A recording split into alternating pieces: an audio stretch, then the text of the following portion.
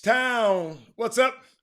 You know what time it is. It's time for the best 120 minutes of your day. The Chop Shop, the nation's number one urban sports talk show, and also your midday sports happy hour. Yours truly, Robert Hatter, alongside Jim Hicks, coming into you live from Houston, Texas, but we're broadcasting all over the world via Facebook Live and YouTube Live. And what day it is? It is Wednesday. No, I'm sorry. Tuesday. Oh God. See, I told you I love Women Rock Wednesday so much. It's Tuesday.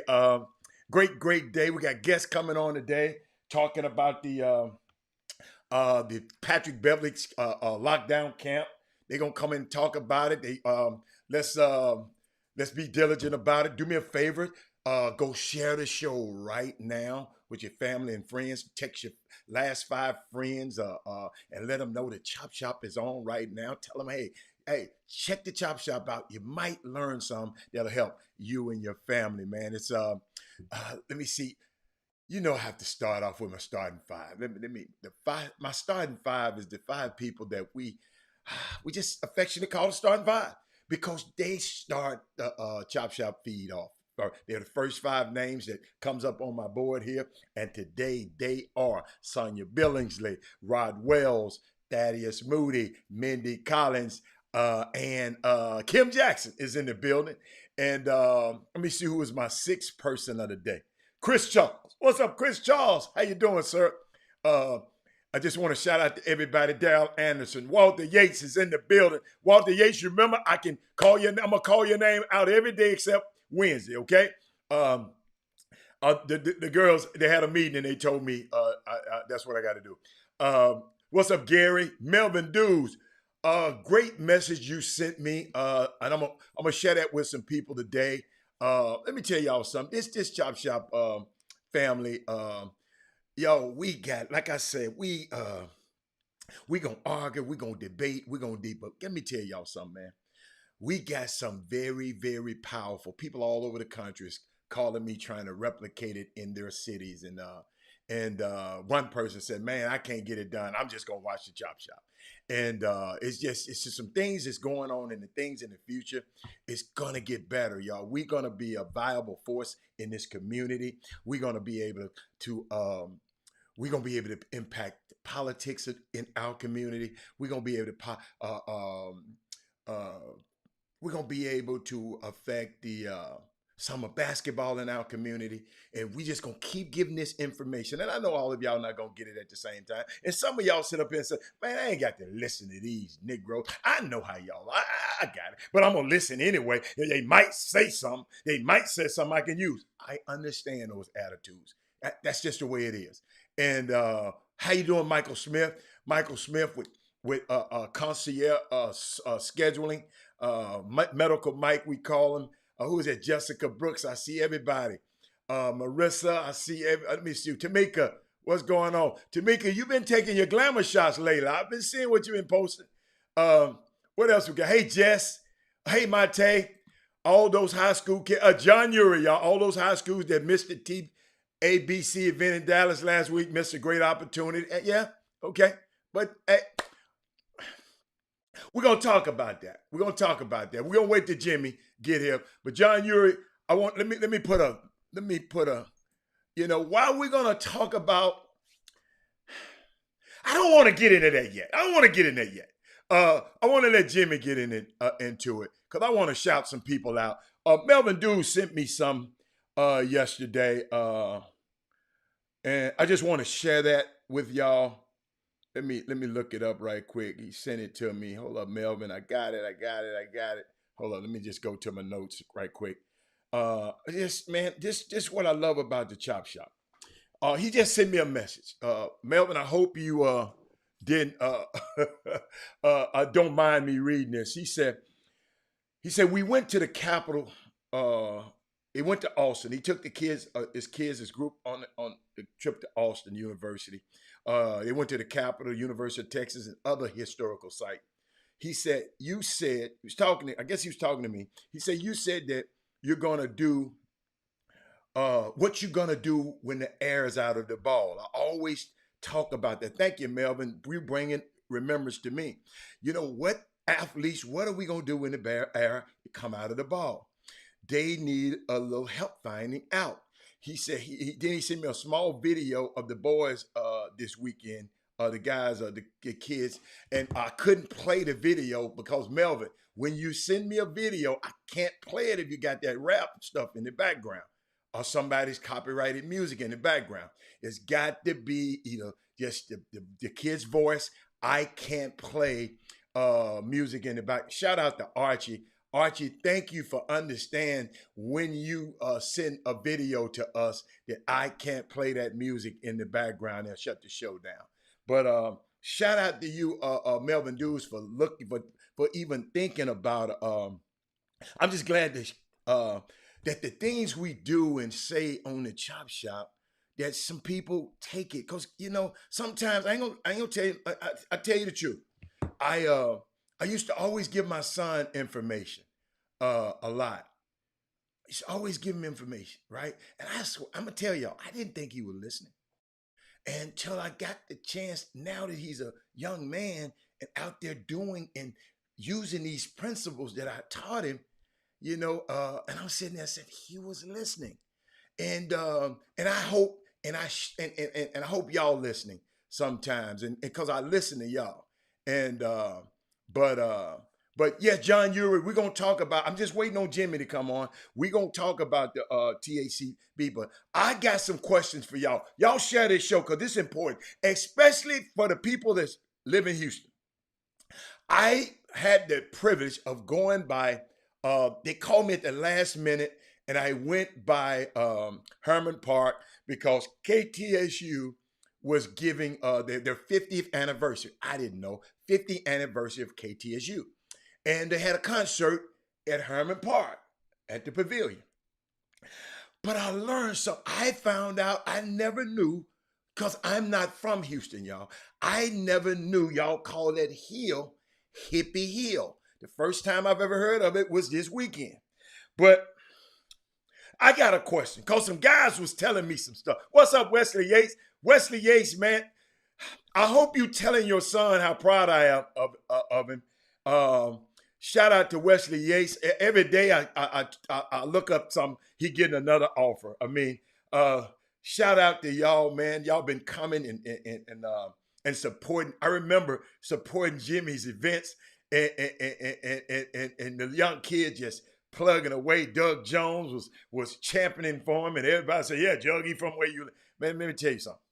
Hey, that Wesley Yates and what's my other kid? Terrence Arsenault, man, I done fell in love with them two kids. I told y'all about that, but I'm just y'all are so proud when this stuff with Wesley Yates and Terrence Arsenault, it unfolded on the Chop Shop. Long time ago, they was talking about these guys, and I was saying, okay, is he that good?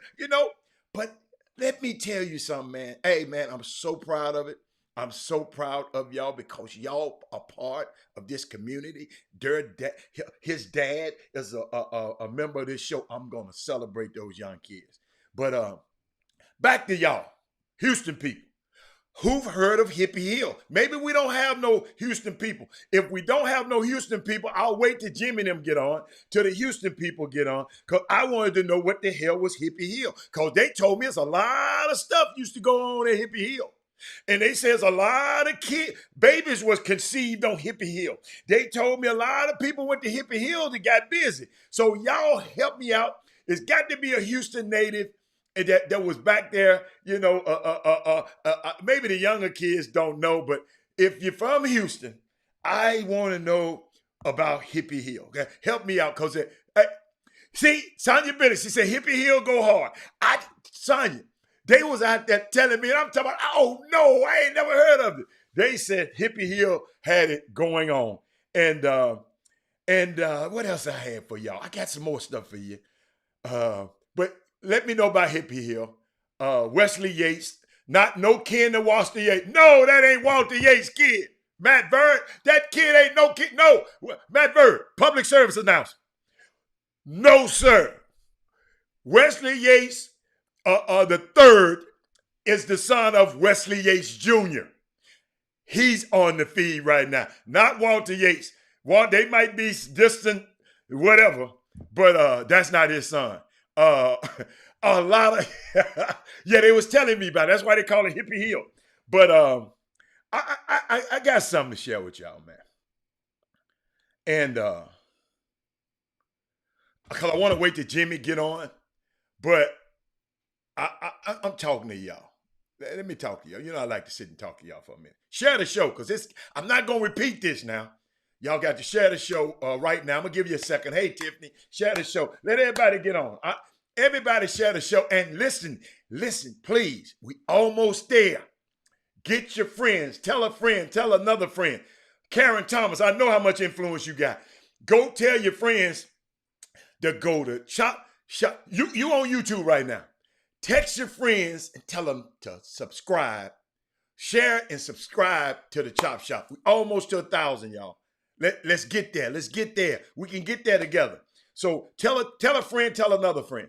But I saw something, y'all, last night, and I want to share this with y'all. This is how we supposed to move as people. This is how the Chop Shop's supposed to move. This is how we should move. Soulja Boy was ready to cancel the whole verses he was about to do, and because his friends and his guests couldn't get in. Y'all, this is how we got to start rolling, man. Let me find it. Let me make sure I got it. I think I sent it to myself. This is how we got to start rolling. Watch this. Watch this. You got me fucked up. I leave this shit right now. It won't be no lie. It won't be no verse. Car's backing up right now, right? It won't be no verse. Yeah, the door opens at 4. So Listen, check this out, right? I don't know who you tell, but if they don't let my artist in, I'm about to leave right now, and it won't even be no live and no event. They have their wristbands though, right? Yeah, I don't know what they got, but y'all finna let them in. Nah, they going through back to the dressing room with me. These ain't no fans. These my artists. Yeah. So open this fucking gate, y'all. Come on, bro. Damn right. Are we okay in there? I'm gonna leave here. I'm going to y'all do these bitches bow out. I'm out. I'm leaving. I'm gone. Y'all do these bitches bow out. Ain't no way, nothing. These my artists. I got you. They're my artists in. I got you. Oh, I'm leaving. Hang on 1 second. Just give him 1 second.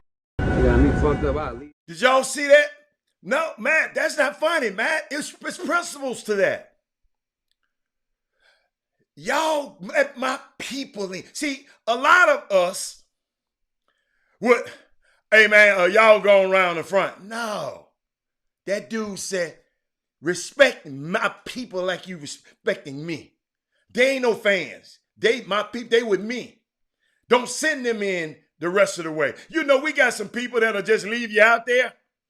I know some like that, but I'm just so proud of that young man, man. I'm not a fan of his music, but it's some principles in there, man, that say, hey, I ain't going nowhere unless y'all let my people in. What if all of us, hey, man, we not gonna do this.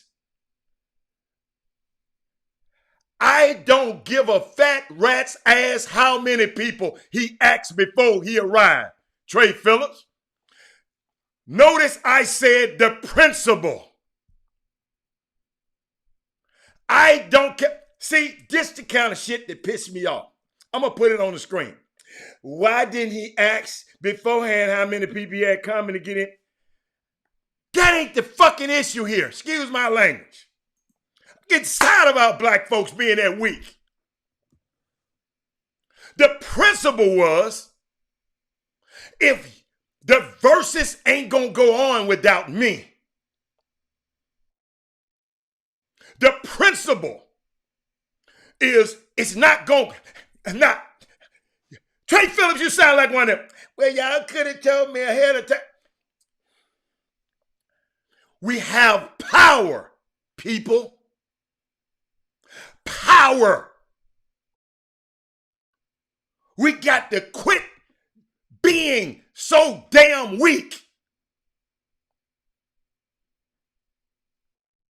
I know some people, Robert, you're so forceful. Yes, a proud black man.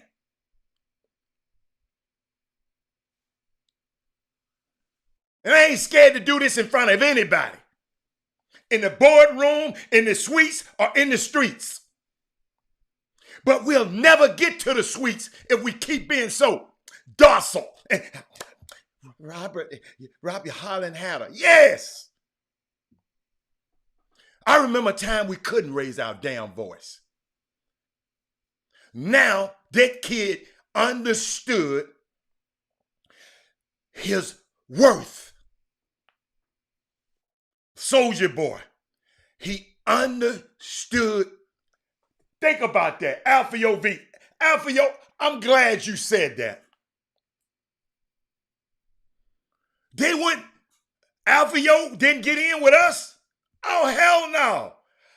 I stood there and waited till they get, you know, in Vegas, once you go in and you can't, no, you gonna wait, I'm waiting, he getting in. That's how we got to be, y'all. I know some of y'all soft. Okay, just stay in the background. We raising some warriors right now. Soldier Boy said, y'all just gonna have Bow Wow in there by itself then. Because if you don't let my people in, I don't care if I didn't call you ahead of time and tell you nothing. Show ain't gonna go on without me. I got the power. See, that's why I said some of y'all listen to this show, but y'all don't pay attention to this show. Y'all listen when it's good and dandy for y'all to, but no, sir. Thank you, Tan Camp. If they with me, they with me. Don't never let nobody think they can break your group up. Never. It's the principle. If you notice, I said it's the principle of what the kid did. See, that's why I said, listen. I said, this dude said, thank you, Daryl Barnes. Man, we got to quit being so soft, man. I'm telling y'all, man. These folks are not gonna give it to you. They've had this power all their life. Because I know the power that I have, I'm not giving. You got to fight me for this power. So I know they feeling the same way. They ain't gonna give you reparations. You got to fight for it. They ain't gonna give you the George Floyd policing that. You got to fight for it. They're not gonna give you the John Lewis Voting Act. You got to fight for it. You got to hold those people accountable, and not just one party. You got to hold both of them accountable. And how you hold them accountable? You make sure you get with people that vote their butts out of there. This power, the power of the players. Damian Lillard speaking out who he wants for the coach. The power of the Dallas Mavericks, Michael Finley, Nico Harrison, and Jason Kidd form this powerful bond. If you want one of us, you got to take both of us. If you want me as the head coach, Jason Kidd said, you got to bring Nico as my general manager. Mark Cuban said, okay.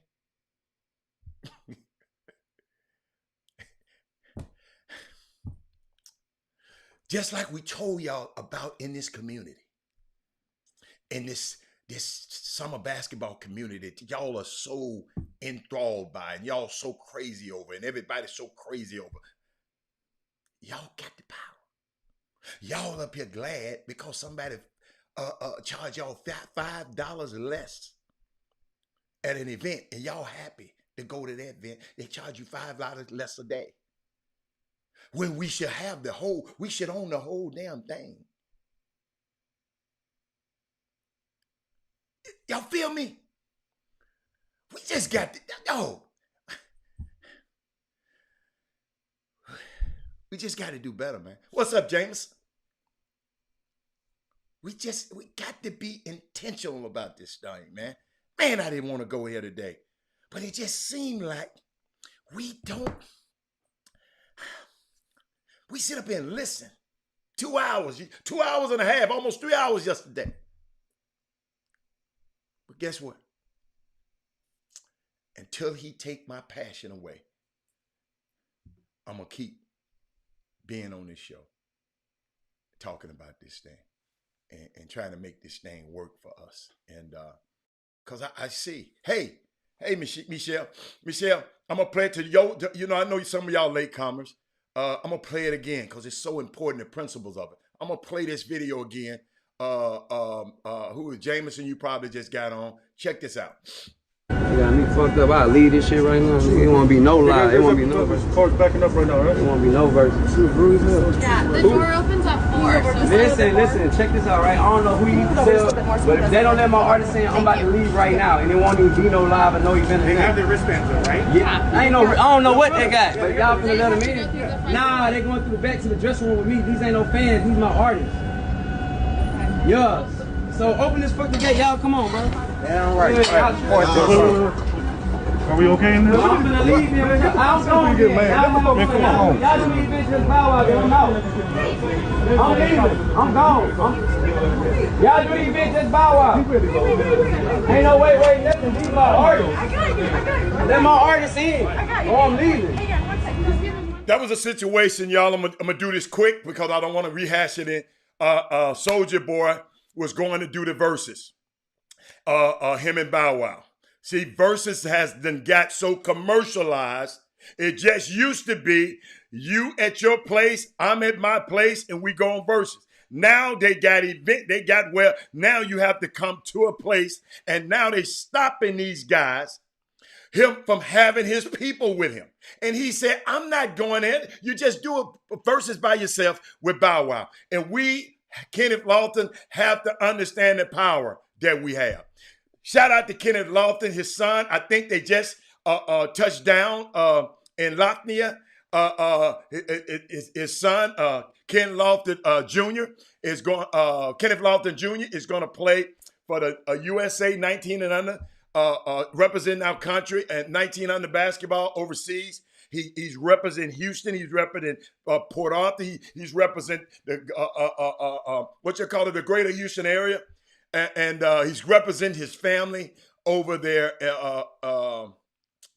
overseas today. So keep him in your prayers. The parents did not attempt to go because they would have to be in quarantine for 10 days. And I don't blame them for not wanting to do that. In the timeline on it, they just found out he was a member. That mean it's crazy how they do it. But congratulations to him. But y'all, let's understand our power. Let's us be like Soulja Boy. You can't go to, I'm not going to no club with no guys. And they said, and they used to try to do that. Robert, you can come in, but the rest of them guys can't. Oh, hell no. Not happening on Robert Hatter's watch. What's up, Jimbo? Let me get you right back there, Doc, before you come in.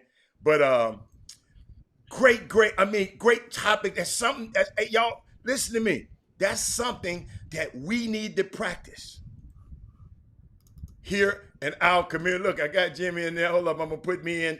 Jimmy, back to your left. But that's something we need to practice, Jimmy. Jimmy, I know you didn't see the show, but Soulja Boy, they wouldn't let him in. The verses, him and the verses between him and Bow Wow. But when he get there, they telling him he can't bring his friends, his artists in. He said, well, y'all have the verses by your damn self. I'm gone if my people can't get in. Thank you, Herb. It's all or nothing with me. Jimmy, I'll never forget, you were talking about getting into events. One of the most exclusive events at the Super Bowl is what, Jimmy? The ESPN party. Hey, it was cold as hell outside. You was not with us. Me and Charles was sitting in he had a driver, we sitting in the limo, waiting on Jimmy to park, because I know if we went in, I was gonna have some problems. We sitting out there because we waited, because I ain't want no stuff out there. When one of us go in, all of us going in. One of the most exclusive, hey, the people out there, Jimmy, you know, they was out there waiting and freezing. And we walked through there like we had the Secret Service with us. And but it just reminds me when you in positions of power, don't let them just bring you in. Oh, Jimmy, even in your media circles, you know, it's some guys in this thing not as powerful you in media.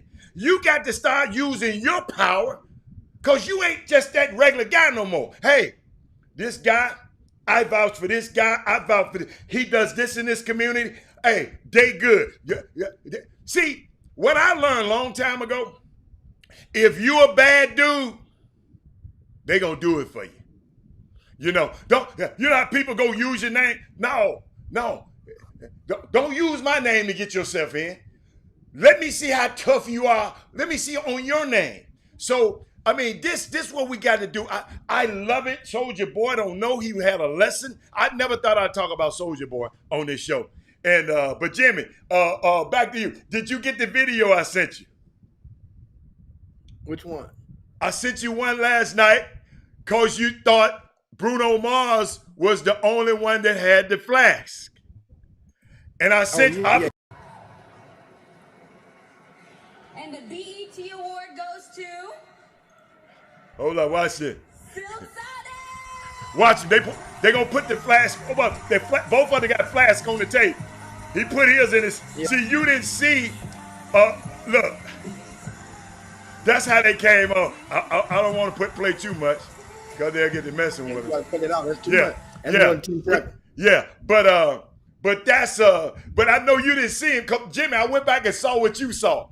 You saw Bruno when they were getting acceptance speech, right? Bruno had his in his hand. In his hand. Dude had put his in his thing. And I just wanted to share that with you. But Jimmy, I saved all the TABC stuff when you come, because your homeboy that already came on here.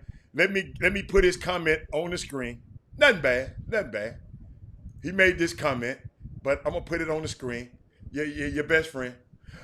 Talking about, Jimmy, I run this city. What did he say, Jimmy? Jimmy, I'm the godfather of this city. Jimmy, he said all those kids who missed the TABC event in Dallas, they missed a great opportunity. Huh? Okay, let's dive right into it. We promise Okay, we dive. let's dive. Because there's so many different layers to pull back. First, if your high school team did not participate, then it's unfortunate. That's the appropriate word. It's unfortunate. However, there are some of you guys that attend high schools. Excuse me, for the noise of weather in Houston right now in certain parts of town. There's thunder okay, and rain that's going on. But there are certain coaches that you guys know that aren't involved as others. This event is a non-scholastic event, which means if you happen to attend a school where and you are an involved parent, remember I told you guys, I've been saying it I've been hitting this nail with the hammer every other day. Your galvanized power can produce results. That means if 3 or more parents got together and you guys want to put your team in representing that high school, you could have done so. But what if they didn't know, Jimmy? That's the whole thing. Okay, take more notes and pay more attention. Yes. Oh, yes. Pay more attention to the chop shop. Yeah, great. That's awesome. Pay more attention. Because you did tell them that. You said you're waiting on an excuse. When you have the power. I say it all the time. So that means there are some schools that I know of that parents galvanize themselves together and say, Coach, don't worry, we got it. Before the coach can even make a decision. Here's why. They didn't take every school that wanted to play. There was a deadline. They only had 10 courts to utilize. There's 7 courts at Duncanville High School, 3 courts at the field house. They had a Pro-Am tournament taking place on the other side of the field house on those other 3 courts, which was already registered. And guess what? That Pro-Am tournament, when they had it booked up at first, they had to relinquish those other 3 when they realized they didn't have enough teams to make 6 courts. So 10 courts. If you're doing tournaments, you have slots. So many teams only can play 3 games apiece. It's easy math as to how many games they can play. The formula, if you're an event operator, is basically for every 3 teams, right? For every 3 teams to produce and complete 3 games. Put it like this: every 6 teams, every 4 teams, it takes 6 games. Put it like that. That's the formula. I say it again. For every 4 teams you have, it takes 6 game slots to produce 3 games. So that means they have a formula. That means they couldn't go past a certain amount of teams. So now many of you didn't know you were racing against the clock. So it's first come, first serve. And once again, parents, if you're waiting to try to embarrass your high school coach, some of them it may damage, some of them it won't. It won't move the needle either way for a coach like Greg Wise. Greg Wise ain't getting fired because he didn't take his team to Duncanville. Right. But understand, economically, it's more of a challenge for some people to get there than it is others. Okay. Do you have Division I prospects in your program? Those are the programs, legitimate Division I prospects. Well, how would you know if you have a Division I, legitimate Division I prospect? Well, put it like this: if he's in the 11th grade, going to the 11th grade or going to the 12th grade, if that player is ranked in 2 or more polls in the state of Texas, if he's ranked in the state of Texas, just say by Alan Branch, Ani, Mike Kunstad, he's ranked in the state, then he's probably a Division I prospect. Don't mean he's a different Division I player, because they do a top 100. We only get about 70 per year out of the state of Texas on average. But that means that other 30 is a prospect. It's like having a queen in a deck of cards and you bidding on spade. That queen can be a possible. So it's 70 and a possible and 30 possibles. So back to this thing. So you understand. That's how you could tell if you have a Division I prospect as an upperclassman. In all likelihood. Guess what? You might have an exception to the rule because there's a late bloomer every year in each one of the cities. Yes. But that late bloomer, if he's 6'8" or taller and he's not ranked, he's possibly still a Division I prospect. You guys, go on. What you have, Alan? I got a question, because I'm seeing people talking about the high school coach. Jimmy, you just said it was a limit on the number of teams anyway. So it was some people who wasn't going to be able to get in anyway because of the logistics, right? Absolutely. So it's no like somebody tell me, if you're a high school coach and you didn't know you shouldn't be a head coach. Well, maybe he's doing other stuff. Maybe he's great in other areas and just not great in that area. So I mean, I guess it just kills me when people are always trying to down with people. I'm just trying to figure out what because I saw some, Jimmy. And I'm glad, boy, I'm glad you're here.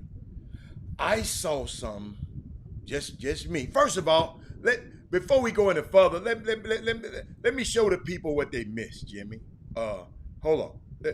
If we're gonna talk about it, let me show people what happened. What was going on? Hey, wait.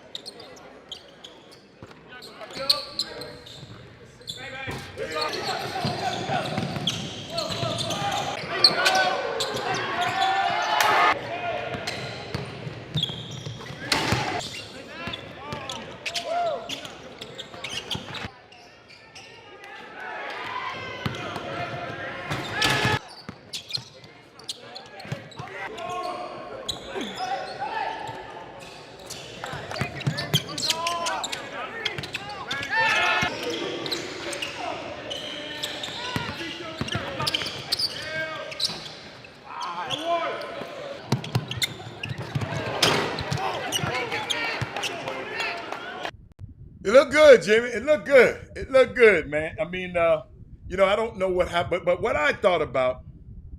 Let me find out some. Let me show you something. Instead of us trying to get somebody fired, because I don't do that on this particular show, sir. And you know what I'm talking about. Did we prepare our kids for this event? Talking about as a whole. Somebody was telling me these college coaches were, Jimmy, coming through the same doors everybody else was coming. They were, it wasn't no line like at your, you know how you got the security separating the people. These people were accessible. Jimmy, I don't know. This is what people were telling me. So, did we prepare our young kids before they went? If you see somebody in the hall, you see a coach in the hall. Jimmy, is this illegal? I got a little flyer. I'm little Johnny from Westside High School. I can ball a little bit. But I got my grade point average, my team, my everything on a little card. Is that illegal for me to get that to a coach? It's illegal for him to speak back. I didn't ask that. I said, is it illegal for me to hand that information about me as a young player to a coach? No, that's not illegal. Okay. You're not governed by them. The college coaches are the ones that's governed. Okay. So, Okay. So I ain't talking about the college coaches. I'm talking about the kids. Did we prepare our kids? They said these coaches were so. I ain't talking about the high majors. They said all of these coaches were so accessible. So that understand that what you get example you just gave. On the Chop Shop, we're not promoting what some of those kids. That's like the kid acting as his own representation. That parent is a representation. That parent is supposed to have that stuff.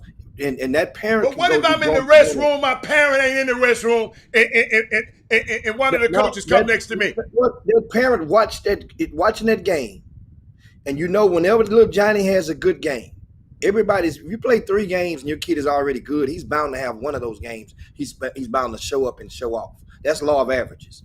Well, you go and you position yourself by the door that those coaches have to come out of. And you hand it like you act like you the usher in church. And as they coming by, you just handing them that. And you whisper up on your breath, number 11 is my. So you saying a kid shouldn't promote himself to it? He shouldn't go up and. No. Because understand, the kid himself is probably going to be in uniform or in he's going to be visible to know who he is. What he is. He's a prospective student athlete.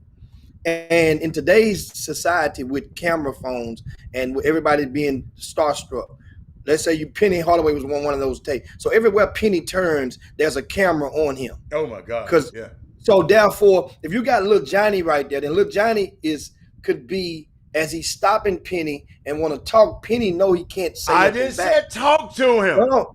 So understand still. So that means it's the nonverbal communication. You're putting him in a situation that could be just uneasy for the coach. And then so what some coaches do, they just act like they don't see the kids and just keep walking. Unless it's a kid that they know about and they really like, they will position themselves to walk a little bit slower sometimes and maybe get some eye contact. Who brought up that archaic? Who is responsible for that archaic ass rule? The NCAA, the same NCAA that the NIL. Wait a minute. Yeah. These NIL, NCAA, these are the same people. I think that's the ignorant and stupidest rule in the world. That's what I'm saying. I'm thinking outside the box. Y'all can't. You sit up here and say that's okay. I think that's archaic. Well, I can't speak to the young man. That's the whole thing. I got to ignore the young man. You could, other than an initial hello, you can raise your hand, give a high gesture, or a thumbs up. But beyond that, they're not supposed to do that to the perspective. That's why it's easier for a grown-up, for a parent to do it, because they don't know who the parent is unless they identify themselves. So that's what makes it easier and more smoother if a video camera, somebody else filming and maybe having to make it like, say, Archie. Well, the is making Supreme that Court should have gotten rid of that rule there too, in my opinion. Well, guess what? Hell, a lot of coaches are cool with that. They don't want to be bothered. Exactly. Say it again. Say it again. So they don't want to be bothered. Hold on. But they'll call a goddamn kid 1,000 damn times and bother a 16 and 17-year-old 1,000 times. They don't want to be bothered by an unsolicited conversation. But it's some coaches that know this guy's not gonna sign with him, still would call him 1,000 times. Unsolicited. And you know all it take? Understand something. If you're watching right now and there's a school that's want to calls you over and over, texts you over and over, you have the total capacity to let them know, just like any relationship, I am not interested. Just like a telemarketer. When a telemarketer call your phone, there's one thing that you could say that they're supposed to oblige by. If they get a little spiel, hi, I'm so-and-so. Jimmy, I didn't say the coach talked to them. No, you asked them. So you saying a player, hold on. You telling me, so if I'm a young guy and I see a coach, I shouldn't say nothing to the coach? No, I didn't say that. I didn't say that. I'm saying that being effective wise, you can get more done if you have representation. That's like your attorney. That's like your agent, your parent, or your summer coach. Some people don't like to talk to. Some people rather talk to the player. Not right there. They will do that when they get you on campus. Hold up. Let me tell you something. Man, you don't understand. Okay, let's stay here. Let's just stay here. Let's stay here in summer basketball. The rules are the rules. The rules are there to protect those guys. My point was from one gym to the next gym so that they could go and watch another game. The rules, if they had to stop to every damn kid that want to talk to them, they would never get to see the next game they're going to. So it's made for a reason. That's why they asked for that. I said, just like I don't agree with the archaic ass rules about NIL, I don't agree with that one. I just don't agree with it. It's okay. I don't agree with it. I don't agree with it. I just don't. And it's okay. And you'll never be able to. I don't care about the coach and you ain't that damn busy. You should be glad that you can go sit up in a stance and watch some basketball. That's a privilege. Now to understand something, in today's basketball environment, if a coach wants to see and get with a certain particular player and or his parent or family, it's a simple way. Those coaches out there are professionals at what they do. They know the parents of the players they're recruiting. They know the guardians and the persons of influence of that person that they're recruiting. They know the ones that and those college coaches. When I see you going, just like I mentioned a while ago, the parent can go stand by the door. Those coaches can do the same thing if they want to get what they call a bump in. They go into the restroom. I got something else for you. They know when to go to the restroom. I got something else for you. That's a dead horse. Herb Baker said, and I think somebody else, if your high school team didn't participate in this event, you need to consider transferring because your coach doesn't care about you or your future. I don't think that's true. It could be true to apply, not for the man. You just said, Jimmy, some coaches couldn't get in. Yeah, some coaches couldn't get in. That's what I'm saying. That thing could apply to a specific, but very minimal situation. For the most part, understand, they just ruled this thing in action. Yes. Maybe in late April. I think it's a terrible take by her and the other guy. So you only had a couple of months. A lot of these coaches during the summer, some people have vacations planned with their family. Some people have family reunions. Now, meanwhile, coaches like I said, don't have to go anyway, though, Coach. They didn't have to be there. One thing about it, in Texas, the high school coaches were not permitted to coach their teams. In Georgia, they were. Say it again. In the state of Georgia, when they had their events in Georgia, 2 of them, they were able to coach. But in Texas, the UIL did not grant, or the TABC or the UIL / whichever one. Well, I think it was UIL, did not grant authorization. They could have gave a special injunction for the coaches to coach their own teams. So guess what? Once again, the way that they arrived there, they couldn't get there on the school bus. Like you go to the games when you play your district games. Did you notice they didn't ride on those buses to get to the games? How did they get to the games? They got to the games, they got it out the mud. How they live? You grew out there with your parents. You rode there, you carpooled. So For Jim, the most part. Jim, because some of these people are so extremist. We got some. That's why. Okay, I got it. So if a kid didn't go to Dallas this weekend, all in the world is lost for him. That's how these guys sounding to me. If you wasn't in Dallas, Texas this weekend, because I was there, Penny was there, everybody was there. If you wasn't in Dallas, that was the place to be. So everybody who wasn't in Dallas got to fall off the egg of the earth. They recruiting is not. Come on, y'all. Come on, y'all. That's how y'all sound to me. I've been hearing this chirp.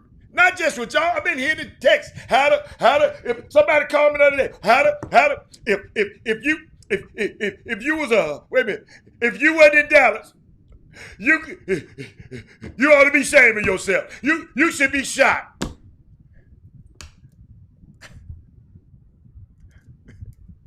Come on, y'all. Come on now. Thank you, Clinton. It's not the end of the world. Just because you had your little happy ass up there in Dallas and everybody else was up there, that don't mean everybody. So you can't be trying. He should be fired. Maybe you've done some mistakes that you should be fired. Ain't nobody talking about your job. Guess what? And the reason I'm saying this, because I want people to be aware and be prepared for next season. Be aware and prepared for next season. Be aware and prepared for next season. This was new. Jimmy, they just popped this on y'all. Think about it, Jimmy. I talked to some coaches. They just said, man, we just glad to get out the house. We glad to get away. Hey, Jimmy, a lot of these coaches been sending these players through 6 a.m., 2-a-days and all that. They ready to get away from some of them players. And some of them players ready for them coaches to get the hell away from them too. But it's not the end of the world, parents. Listen to me. It's not the end of the world because you are that coach. Jim, so next year or the next time, to the next parent, make sure you're prepared if they're going to do this stuff next year. That's all. How long is the live period, Jimmy? Marissa, that's a great question. How long is the live period? The live period for in this particular instance, that was only for How long is the live period? The live period. The last 2 weekends of June was for the high schools only. Okay. Now in July you have 3 consecutive periods for which the coaches will be able to watch the grassroots players. Stop, Jim. July the 8th. Jim, stop. Hold on, give you the dates. Okay. The dates. July the 8th through the 11th, July the 16th through the 18th, and July the 23rd through the 25th. So those are the 3 consecutive weekends. So Jim, I had 1 weekend I missed, but I got a chance with my summer team, who I've been playing with the most this summer. I get a chance to go play with them for 3 weeks. Is that what you telling me?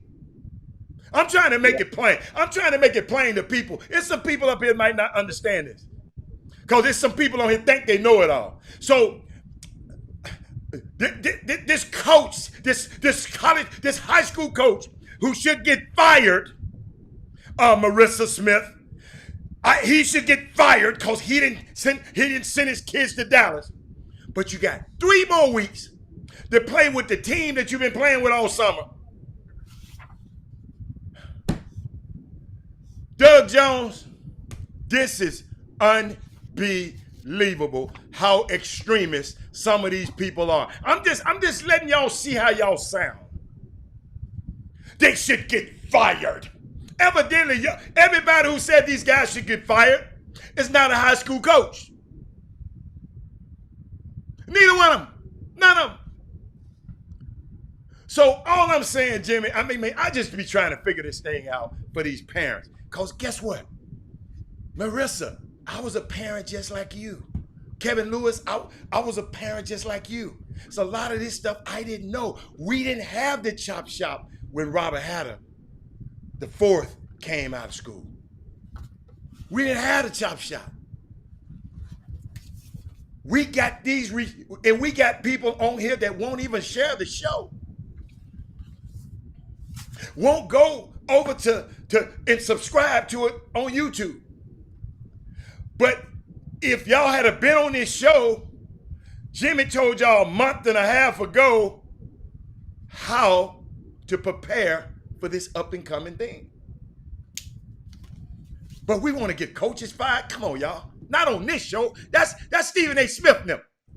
On this show, we try to get coaches hired. Let me repeat that. We try to get coaches hired on this show, not fired. Okay. Jimmy, what else you got, baby? That's once again, guess what?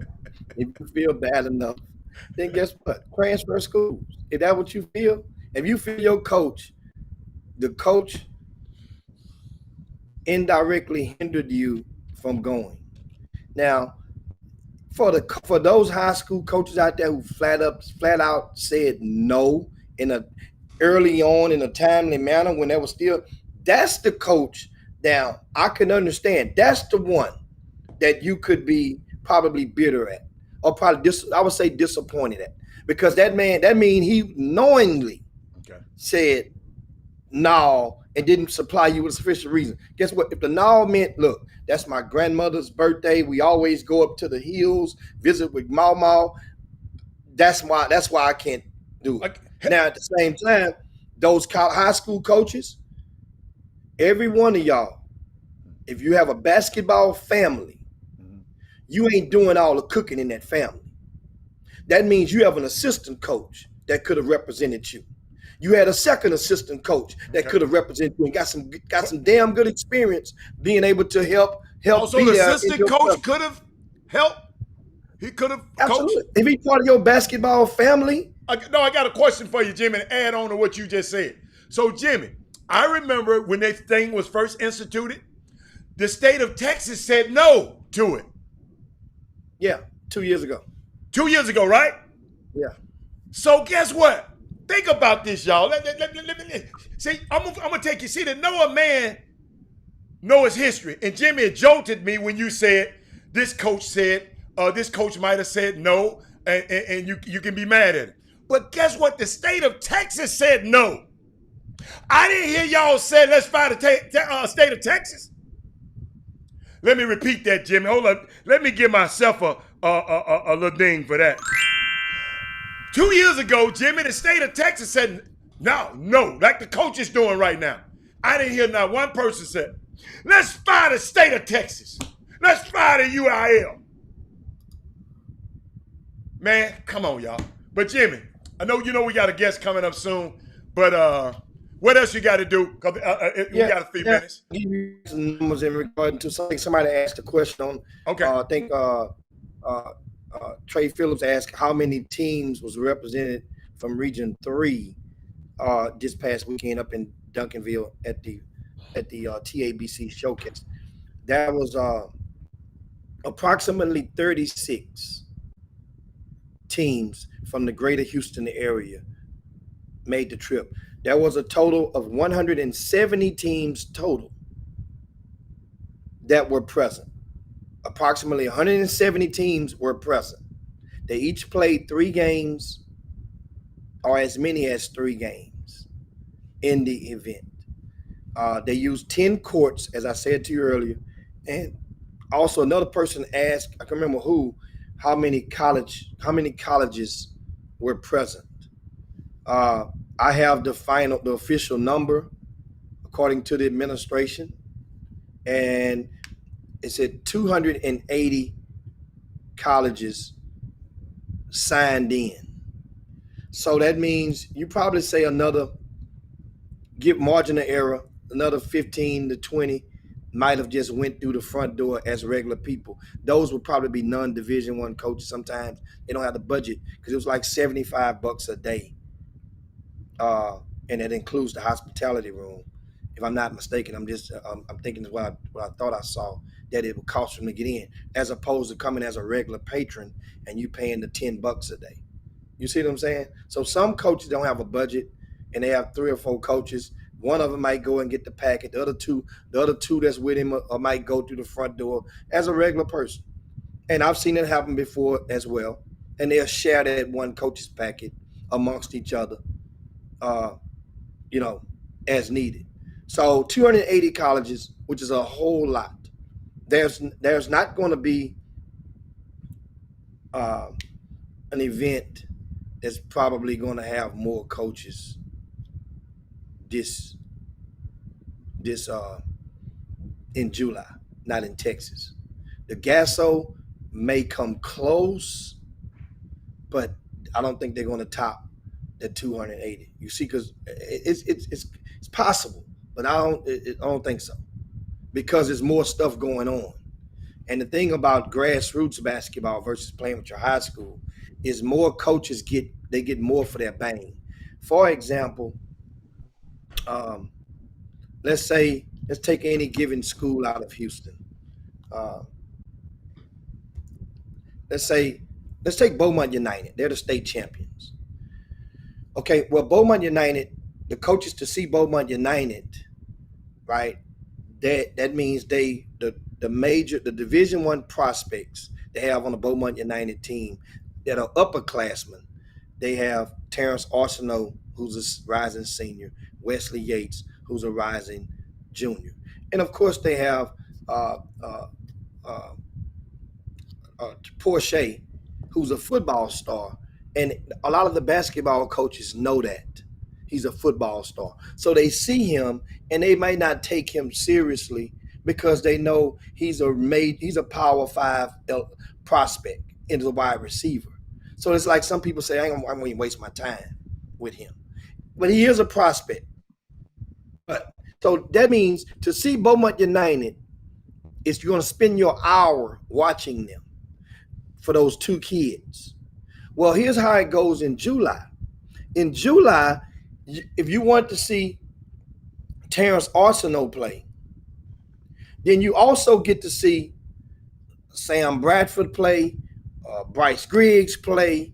You get to see, and among others, on that JL3 team. If you want to see Wesley Yates play, you also get to see a whole slew of young men on that 16 under Houston Hoops team. You get to see 8 to 10 prospects in the 1 hour. So now your output per hour as a college coach, you get more done. That's why they prefer grassroots. That's why grassroots will always have a place, because of the time that it takes to consume and get stuff done. That's why. So now people may understand why a lot of the college coaches, it's an old saying, they go where the players are. Wherever the players are, that's where they're going. And we in the GI the other day had mentioned the GI, right? The Houston Hoops and JL3, they're both coming to the GMI. And they're going to the Gasso, which is guess what? Gasso is going to have a lot of heat up there. So you go to Gasso, but then they also both made a conscious effort to come back home and be able to play in front of their home fans who economically wasn't favorable to make that trip to go to Dallas again for something about the secondary family members, like your cousin, your deacon at the church. They might want to see you. They might want to see some college coaches watching you as well. They can take some pictures, and whatnot. So that was a very smart move for both of those programs. And they never really had the time to go check them out. Now the college coaches will be flocking to Houston. That's my end game point. So for some of you guys that may have go and play in other tournaments, even if you in the building when those Houston Hoops or JL3 are playing at the GMI, if you're in the building, then you have an opportunity on that particular day to be seen by the flock of coaches. You never know. So that's the thing. But at the same time, if you're going out of town or you playing on court number 32, then somebody need to explain something to somebody. That lets you know that trust me, the event operators is going to make their schedule to make it where two things. It's going to be easy for them to watch and evaluate, or it's going to be easy for those college coaches to not have to go back and forth. If you went to Duncanville, it was easy to note which court was the main court. It didn't take long to figure out which court was the main court. Now, before that event, they make you say, well, all of these courts are great. College coaches will be at all of them. Yeah, but your odds, the higher the number of the court that you play at Duncanville High School, Adam, a lot of people really know right now there's a big ass difference between court 6 and court 7 versus court number 1 and court 2. Court 6 and court 7, Adam, guess where it is? Way on the other side of the campus. You ain't walking to court 6 and court 7. You have to get in your car to go to court 6. Yeah, to go around 7. there. That's right. Right. So, but in your mind, before the event started, you may have been naive because you never played in court 6 and court 7 before. And you say, man, we at Duncanville High School. I would have rather be at court 1 at the field house than to be at court 6 and court 7 at Duncanville High School. That's what I'm telling you. And guess what? There's going to be some of you guys going to play on court 6 and court 7 in the Gasso. And guess what? Your ass could have been at the GMI. I love Olga, because she right on cue. What GMI the college coaches would be in at the GMI? Say it again. Olga said, what gym are the college coaches would be? What gym would they be at the gym? We got one location. It's the gym. So that's that. It's going back and to the old days. Court to court. You won't even get 20 steps but 40 steps in going from court to court around there. Back in the days when the GMI made its mark 15 years ago, it was only one location. Right. By default. Now this is not by choice. It's by force. We just ain't had a lot of teams that registered. But guess what? I know one thing. People that saw me up in Dallas this weekend, I'm putting my relationship card out. And that's what I was playing. Coach, I need you to come down to Houston and come and get you a bowl of gumbo in the house in Marjorie's hospitality room. That's what they love. And come on down and support me. That's what a lot of them guys are going to do. Now they might not be, understand, you might not see 55 coaches on the side of every court. But there's going to be coaches that's going to come and they're going to go. They're going to come and watch a game or two. They're going to go. We don't know when. I don't know that. They don't know their hours like that. But I know what I do. What I do as Hatter, I make their jobs easy for them. And that's what my service. Look at this Hatter, what I got right here. What did it say? Man, you got the flights departed? I provide the college coaches with what time the planes are going, the last flight out of Houston going to Atlanta, the last flight out of Atlanta coming to Houston. I make it easy for them. If you flying United, this the flight number. If you flying Delta, this the flight number. I provide so much work, parents have no earthly idea. That's why I keep telling you, ask those college coaches who's keeping them informed with intent. And Jimmy, and what I've learned, because we got our guests on here, the guests are in the green room right now. They got their makeup on, they everything. They in there. And so what? I mean, that's a great segue because these guys know about this stuff. But parents, We don't need but one coach. I see everybody like I see 1 million people posting all their offers. But guess what I found out, y'all? A long, long time ago. You can't take but one of them. Those other ones going to somebody else. Let me repeat that, parents. I know I got an offer here. All the offers soon is saying you got choices. But you can't take but one, y'all. But Jimmy, I want you to introduce our guest. We got a special guest that came on before. I mean, this is an annual thing. I can't wait for Camp Lockdown. But Jimmy, introduce our guest right quick. Oh man, absolutely. And of course we have back in. And we're gonna, get technical audio difficulties a couple of weeks ago. And we have, of course, thank Coach Doug Bibby from out of up north. And Doug Bibby is also, he's the former high school coach of Patrick Beverly.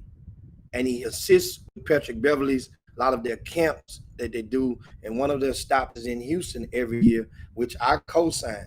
It's very, very, very, very good for the young people. And we have back with us going to get this thing right now. And Joe Harris here too, Jimmy. Oh, we got both of them. Yeah, we got both of them, man. We got both of them, man. Oh, man. Oh, it's on. We got Joe Harris and Coach Bibby live with us right now. And welcome to the Chop Shop, guys. There go one right there. Joe. I got his name. Bibby. I got his name. I'm gonna click his name in there. It's gonna slide in there. Joe, you see how the name slid in there on you? Yeah, this is how we do it on the Chop Shop. What you got, Jimmy? Now, of course, we get right into it with the camp.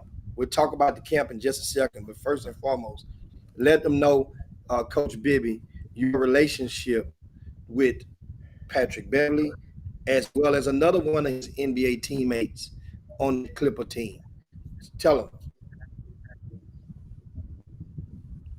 Coach, you muted on me, Good afternoon, Coach. guys. How y'all doing over there? Okay, we're good. There you go. Great. Can you hear me? Yeah, we can hear you now. Y'all got me? Yes, sir. Hey, Hicks, real quick before I get started, every time I come on here, had to get on the Memphis Tigers. So to represent the HBCUs, I had to bring up Hampton University right here, just since he had on his college shirt. And big ups to Prairie View, Texas Southern, all the HBCUs in the house. I just wanted to give representation, Coach, since Hatter's always on here with that Memphis Tigers stuff. Coach, I respect that, Coach. Coach, think about it though, Coach. Coach, think about it. I went to Memphis, but my daughter went to TSU, so my money went to TSU. So guess what? I still got the HBC experience through her. How about that? The Bursa office knows who I am down there. Now, how about that? I think Memphis might be an HBCU too. I've been down to Memphis. That might be an HBCU too, brother. No, sir. Hey, no, sir. It's no, some brothers down there, man. It ain't many of us over there. I'm just gonna tell you, it ain't many. We might be in the hood, but it's there you go. Yeah, it's different. It's different. But that's good. Go finish, Coach. But, yeah, I appreciate you guys having Joe and I on to come. Joe, what year is this for Camp Lockdown? Joe has a better memory than me. What's that, Joe? It's our 5th year. It's our 5th year. Our 5th year Camp Lockdown. And I was Rajon Rondo's high school coach. Yes. But with my relationship with Rajon Rondo, Patrick and Rajon have the same agent as in Bill Duffy. And Duffy connected me, Patrick, and Lisa, Patrick's mom, together because I had been doing Rajon's camps. And then Patrick's last year in Houston, I came down to do the camp. And my right-hand man, Joe Harris, was down there already in the Houston area. And so we made that happen. And like you just said, this is our 5th year, and we back at the gym July 12th through the 16th, all day, 9 to 4. Hey, Jim's grandson was out there. Jim's grandson was out there hooping it up. Nico. We were out there July 12th through the 16th, Monday through Friday, 9 to 4, all day, every day. So the parents, you can drop them off, going to work, and pick them up coming home from work. And you can get lunch for them. We got backpacks. We got T-shirts. We got headbands. And Patrick is always on the court, hooping with the kids, talking to them about things outside of basketball, our words of the day, and all those things. But 5 years in Houston, and Patrick doesn't play in Houston anymore. That just shows you the connection that Patrick has with the city of Houston and how great the city of Houston is and how much they show love when somebody shows love back to them. So we appreciate you, Houston, and thank you for continuing to support, like Joe said, for 5 years. I remember y'all doing something. I'm gonna ask some parents and people to this organization. 1 year y'all didn't have, and y'all gave backpacks at a place. Y'all lined up at I think at Grooves, at Grooves of Houston.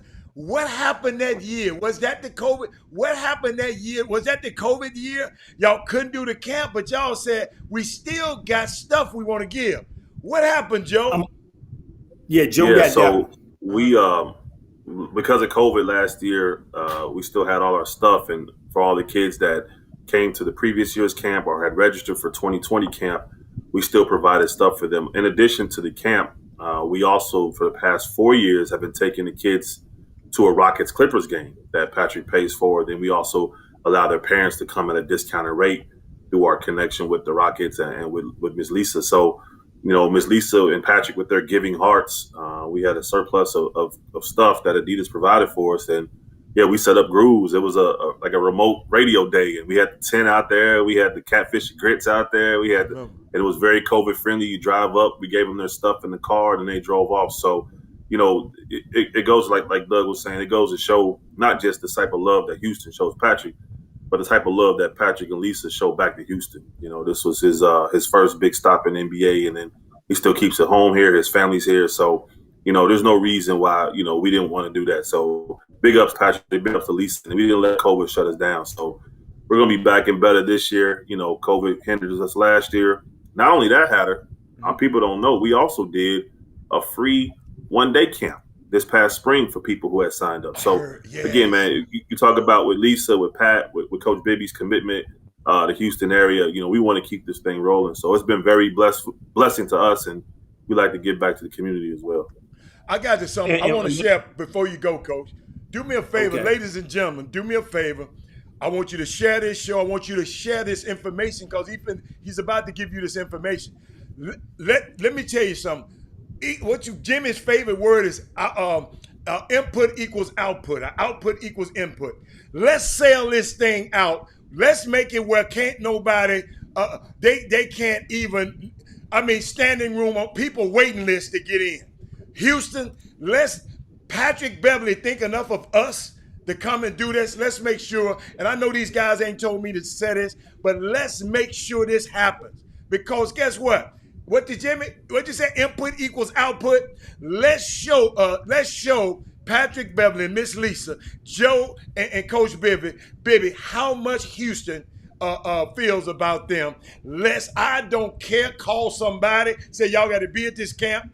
Coach, give them the information because the chop shop, we ain't playing no games. We gonna sell this thing out. Let's make it happen. And one thing I want to add to what Joe said. First of all, Miss Lisa, and if you see Patrick play on the court, we know how Patrick is the way he is because Lisa is 10 times tougher than Patrick is. And Patrick's best friend, Elizabeth Lloyd, over there that works with the Houston Rockets. Liz helped us out with getting those tickets for the kids along with Lisa. And the other thing, I think the one thing that I know we gave out free backpacks. We did the free one-day camp. But the one thing that when Patrick and I talk and Lisa and I talk that the camp lockdown was really happy about and more proud about than anything was joining you guys with the hurricane relief and joining you guys and donating to the cause that you guys did, that y'all brought to the forefront. And I appreciate you Hatter and you Hicks for doing that. And we wanted to join forces with you guys. So right there, if you ask me what was number one on the list of what Patrick and Lisa, want to do for the city of Houston, when that hurricane hit, they were like, hey, we need to do something with Hicks and Hatter and give to them. Patrick wants to do that. So that was really, really huge. Awesome. Jimmy? Yep. So the camp, tell us about again, the camp. July 12th through the 6th, Monday through Friday. It's all day, 9 through 4. And it's girls and boys 6 through 17. We have all 3 gyms in effect. We split out the age group, age appropriate. 6 and 7-year-olds play together. 8 and 9-year-olds play together. 10 and 11-year-olds play together. 12 and 13-year-olds play together. And 14 through 17-year-olds play together. So the high school kids play together. So your child will be playing in the appropriate division. Joe and I put the teams together before the kids even come into camp. They know what teams they're on. In the mornings, we do stations because we tell them before they play the game, they have to learn the game. Patrick's personal workout guy will be in the gym. If Patrick's there, they'll be working him out. He'll also be going from station to station, working the kids out and make sure they're doing the drills appropriately. After we have stations, we do have fun stuff for the kids. We got a hot shot competition, a one-on-one competition, free throw shooting competition, mic and X out layup. We have lunch, and then we play games at the end of the day. The most important part, that's all basketball, but the most important part that we have in this camp is we have our words of the day.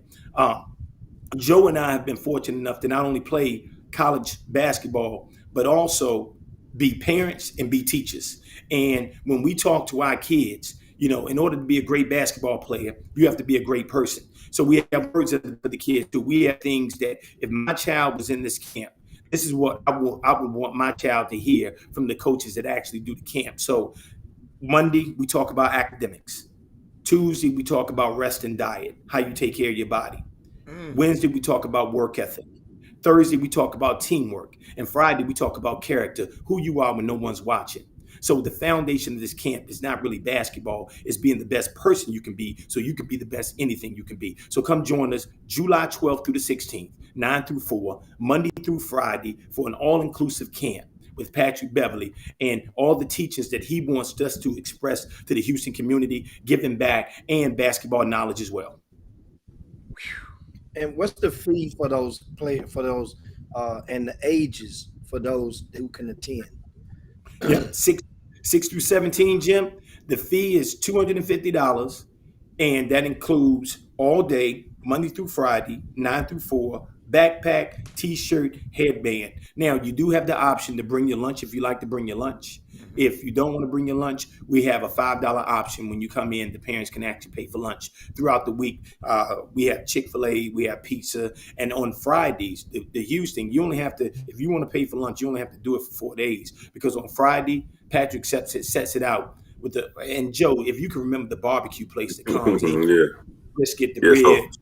So Patrick's chef caters barbecue on Friday for the kids first, the parents, because on Friday a lot of parents like to stay and watch the end of the day. So Patrick shuts it down. So it's always a great end of the week, almost like a summer picnic type, and everybody loves it. So we do eat well at Camp Lockdown as well. Y'all making me want to go find me a kid so I can just have me a kid and just put him in the camp. I think that's what I'm gonna do. I'm gonna find me a kid to put in the camp. I'm a sponsor. And not only that, in addition to those perks, we also set up one-on-one time with Patrick. So each kid gets to have a picture taken, one-on-one time.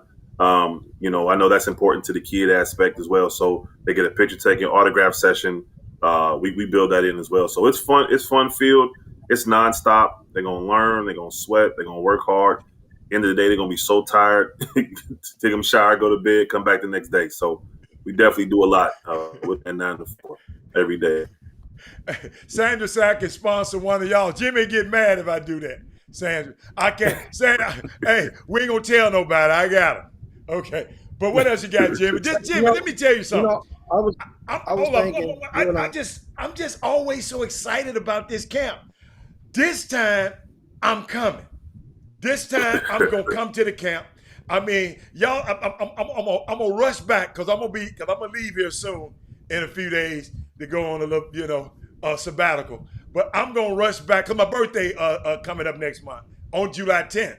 So I'm gonna be gone a little bit. I'm gonna rush back, but I'm not gonna let this pass by another year without me coming and putting my face and seeing these kids. I just want to see what's going on out there because the kids, Sandra's grandson, he loved it. So I can't wait. So I'm gonna make it a point to get back. So y'all hear that in there, right? Okay. So come on, Jimmy. Now, what I was thinking about is most camps. out there or for like a couple of days, right? And they'll go, let's say 9 to 5, right? And 9 to 5 is 8 hours. This camp is 9 to 4, right? And it's 5 days. That's, understand something. 9 to 4, that's 5 days. That's 250 hours. That man added up the hours. No, that ain't 250 hours. That's wrong. That's 35 hours. Okay.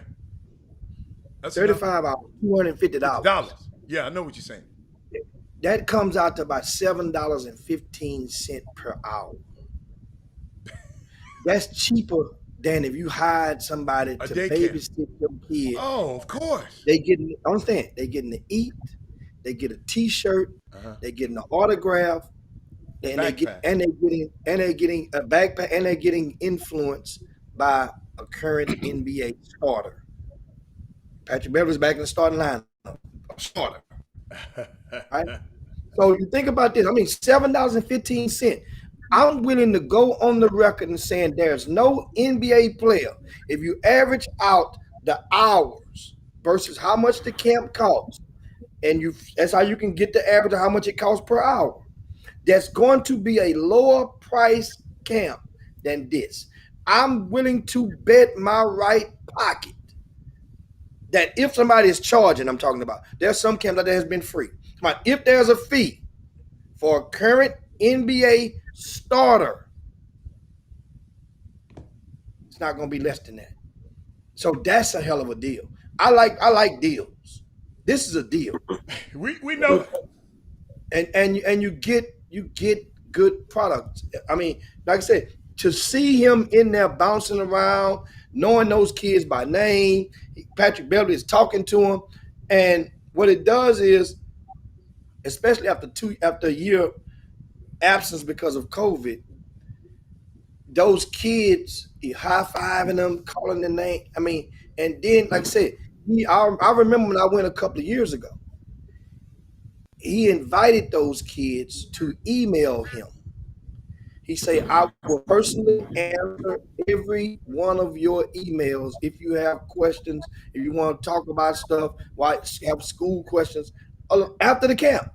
So he's inviting to become their, what they call pen pal back in the old days, even after the camp. Gave them an opportunity to come to the Houston Rocket game at no extra cost. This wasn't a hidden fee. Oh, by the way, for another $150, we get you to a Rockets game and get you a Coke and a hot dog. No, them kids were on the floor. Oh yeah, I was after there. The game. Yeah.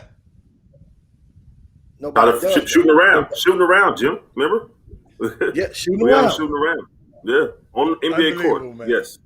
And one thing I want to add, Jim, with everything that you just said, which was spot on. The thing that we got to worry about with our kids, not only with COVID, with video games, is childhood obesity and physical activity. And we provide for that. Doing I always say, there's no downtime in camp lockdown. There's no downtime. And Joe hit the nail on the head. The kids get in the car, say, Mom, Dad, Granny, Auntie, I had a great time, and they start snoring. And at the end of the day, we want our kids to stay in shape. And I think with the video game age and everything that's going on, the kids staying in the house, I don't think I've seen the last time a kid play kickball, dodgeball, go outside, and if it ain't AAU basketball, go outside in the park and actually hoop. Play touch football on the street or whatever the case may be. I haven't seen that in a long time. So what's really important, what Michelle Obama really pushed through the Obama administration is childhood fitness. And so I really pride ourselves in the physical activity and everything that we do for the kids. And it's nonstop. It's rigorous the whole time. And I never forget, I was talking to a parent of a child, and Monday she said, Coach, I couldn't get my kid to run around the house. And then by Friday, he was up and down the basketball court. So that physical activity, staying in shape, staying healthy, that's a key component to what we provide to at the camp, along with all the great things that Jim just said as well.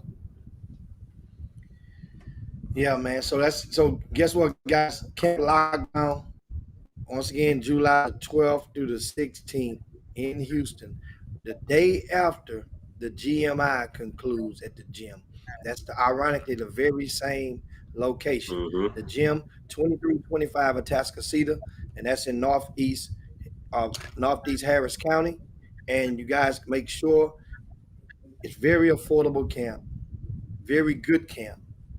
And you have a young person, they should be there.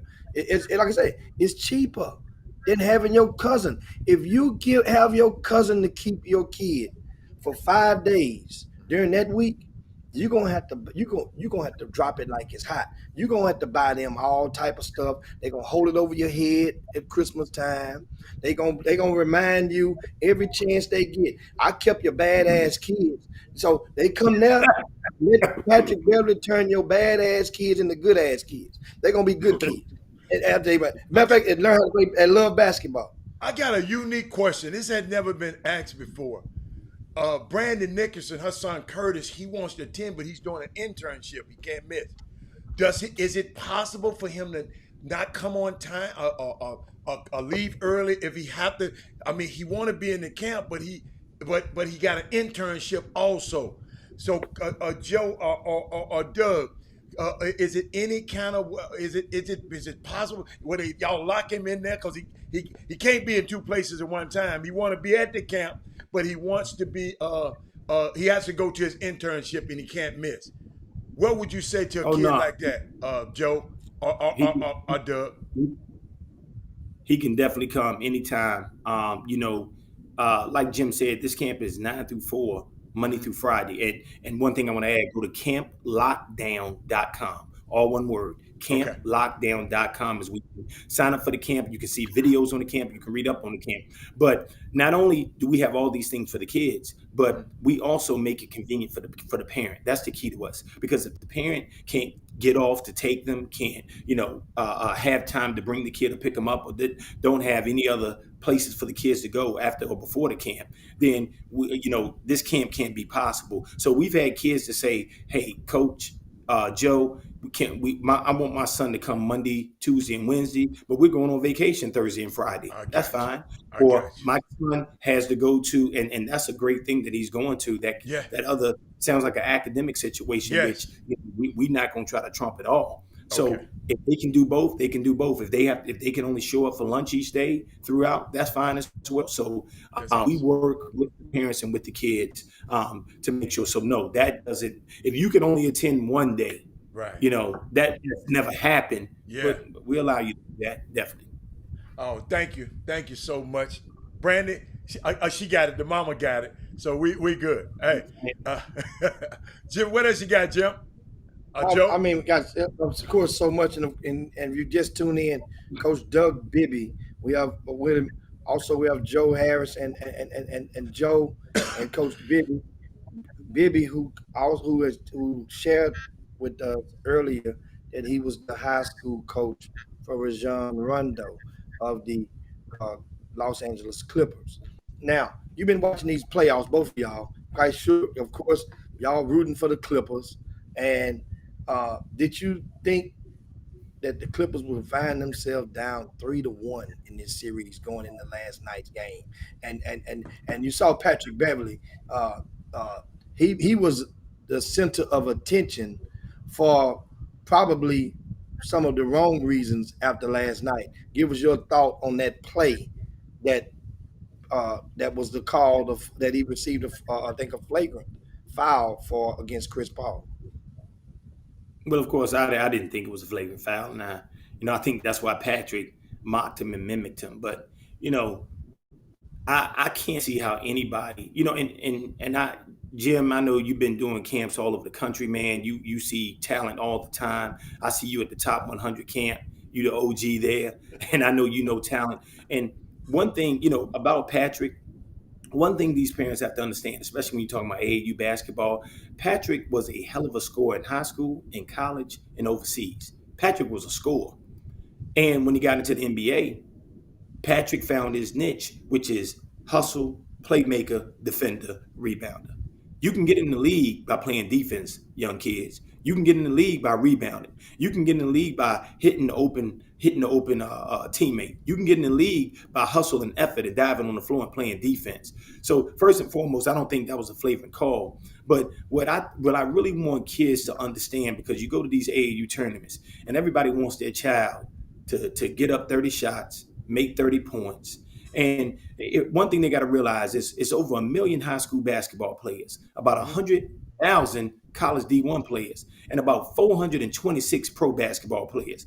Everybody can't shoot all the balls. So some guys got to find their niche in the way to the NBA, and Patrick has found his niche. And I think Mark Jackson even said it last night. He said, you can score 2 points and look great in this game. You can score 2 points and look great because you can fill up a stat sheet. Pat fills up a stat sheet with deflections, with rebounds, things that aren't on the stat sheet. Talking, diving on the floor, hustle plays, moving off the ball, pushing the ball up the court, hitting the open man. All those things, Patrick has found his niche, and people don't understand Patrick was a big-time scorer before he got into the NBA. So parents out there, and Jim, you know this, man, because you've been to run the biggest camps in the country with the best basketball players. You ain't got to always score to get into the NBA. I mean, if you can, we can count who are the scorers in the NBA. James Harden, of course. Who can, LeBron, of course. Yeah. I mean, you can go on. I had my high school basketball team counted. I think we got up to 15. Well, you got up to 15. You still got 415 players that's in the league. That's it. Everybody can't shoot the ball. So defense, rebounding, coming to practice, lacing up your boots, rolling up your sleeves, diving on the floor, taking a charge. All those things we show at Camp Lockdown, because that's what Patrick is. Patrick is single-handedly affecting this game without scoring, and that's huge. Ditto. Now, hold on, Joe. Speak on it, Joe. You talking? Well, I agree with Bill. If you look at Devin Booker's shooting percentages, the past 4 or 5 games Pat's been on, 5 for 19. I mean, Devin Booker's a great scorer. I mean, you're never going to shut a top NBA scorer down, but Patrick is making it uncomfortable. I can live with 5 for 19, 5 for 20. You look at some of the shooting percentages that don't show up on stat sheets, and that's what, like people like Doug, myself, who know basketball, we take pride in that type of stuff. We take pride in diving on the floor, deflections, loose balls, finding an open man, hitting the open three when called upon, finding a niche, and not just getting into the league. Pat's been able to stay in the league that way. A lot of guys make it to the league on their talent, but don't want to play their role and find their niche. And then 2 years are out. They're overseas, they're in the G League, whatever it may be. He's staying in the league because he understands his role and understanding what a team aspect means. This isn't tennis. This isn't golf. You got to find your niche and stay on your niche. The offensive lineman don't want to go catch passes. He wants to block. That's his role on that team. So being a star in your role is what Patrick is doing in these playoffs. And it show. I mean, not just this playoff. You look at last year's playoffs, the year before playoffs when they were up against Golden State. He understands his impact on the game. And one thing we do talk about it. Yeah, you're gonna work on your ball handling. You're gonna work on your shooting. Yeah. You're gonna have fun. You're gonna become a better ball player when you come to Camp Lockdown. But you'll also learn about teamwork. You also learn about finding your niche. We pride on finding open player, pushing the ball up the floor. You know what I mean? So, yes, there is one-on-one individual workouts for you to get better in that aspect, but that's not all the game, right? So we will be doing defensive slides. We will be having defensive drills. We will be having passing drills and shooting drills and things of that nature because we want to make you a complete basketball player. And that's what Patrick is. He's a complete NBA basketball player who takes pride on the defensive end. I love it. I love it. I love it. I'm looking 5 for 20. Hey, I love it. Just like Kobe Bryant said, the great Kobe Bryant, he said, I don't give a damn that he's hot, cool his ass off. And Patrick cools every one of the scores off. What Mark Jackson say? Hey, I take good scoring over great defense any day. Nah, that ain't what Kobe said. Kobe said cool his ass off, and that's what Patrick lives and die by. He takes it as a challenge. Oh, this cat can play, he can score. All right, I'll put his name to the test, and Patrick is definitely doing that. So right there, I think even Mark Jackson said it last night. He said, man, doesn't Booker look a little more comfortable when Patrick's not in the game? I mean, doesn't look a little more comfortable when Patrick's not in the game. Young people, listen to what they're saying. Listen to what these commentators are saying because they speaking the gospel to you. It ain't all about scoring. It's all about winning. Okay, and defense wins basketball games. It's a unique dynamic going on in this series, Joe and Doug. And I've been watching it, and I've been watching it. I can't believe it. It's just happening. That dude, Reggie, he been telling people how good he was for a long time, and people weren't listening. I remember Boston College played against Miami, and I ain't really heard of the dude, but I'm watching the game. I'm out in Miami chilling. I'm watching this game. I'm saying, who is this dude looking like Bobby Shmurda? If y'all know who Bobby, Oh, bye. Hey, you threw me off with that one, let me help y'all out. Let me help y'all out. In case you didn't know, that's Bobby Shmurda right there. It looked just like you. It looked just like you. But I thought about it, man. He got supreme confidence. I mean, he like, hey, Paul, you playing around and being timid. Give me the ball. I mean, I'm watching this. Kawhi, you up there in the luxury box looking down on us. Give me the ball. I'm saying, where did this come from? I know Patrick got to be saying, make my job a whole lot easier. But I was just, man, what to me, coach, and y'all can comment, he's doing what he said he could do all the time. We wasn't listening. I know I didn't. That dude that can play, man. I didn't know he was that good. What y'all think? What y'all been seeing, Joe? Yeah, I mean, he showed it in Detroit, Oklahoma City. Again, it's finding the right niche, right? He's being able to be on part of a team where, your top player goes down, everyone has to step up, and everyone's stepping up. And that shows the resilience in the fight from this Clippers team. Normally, a team down 3-1 on the road, they go home and fold. Like, honestly, the fact that they battled back last night to win, it shows everybody playing at the right pace at the right time. Again, it's all about the cohesiveness, and we say all the time, you got to find your niche on the team. So he's being able to step up and feeding off each other. And it's fun to watch. Last night was fun to watch as a Clippers fan.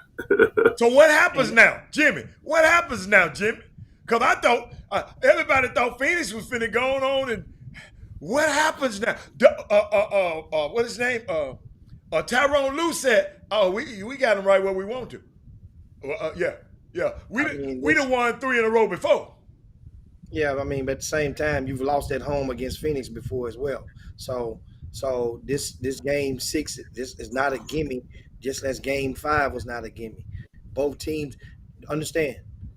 Make no mistake about it. Paul George is playing at a supreme level right now. And that's what it takes for the Clippers to win. He's played supremely, and they've lost a couple games. So it takes for him to play at of epic proportions for the Clippers to win. So when it's like that, that means if Paul George isn't playing of epic proportions or his performance levels, then the chances of can the Clippers find any other way that they can beat the Suns?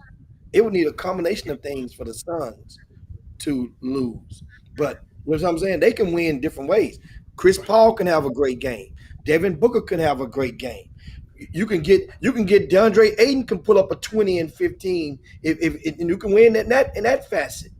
Cameron Payne could come off and give you 16 off the bench. There's different dynamics, but in this right here, I don't know. I saw something last night, y'all. Phoenix looked a little young in areas. Younger player type stuff toward it. And I'm just wondering if that veteran leadership on that could think about it. Monty Williams ain't never been this far before. Tyronn Lue has. So Chris Paul haven't been this far before. What's the other guy name? Devin Booker ain't never been in this situation before. Ayton had never been in this. See, it's nut cutting time right now, and they look a little toward the straight. They playing well, but they looked a little shaky toward the end. And I wanted to go 7 now because I ain't gonna lie, I'm torn because I just want to see the black coaches win, but we're gonna win in this.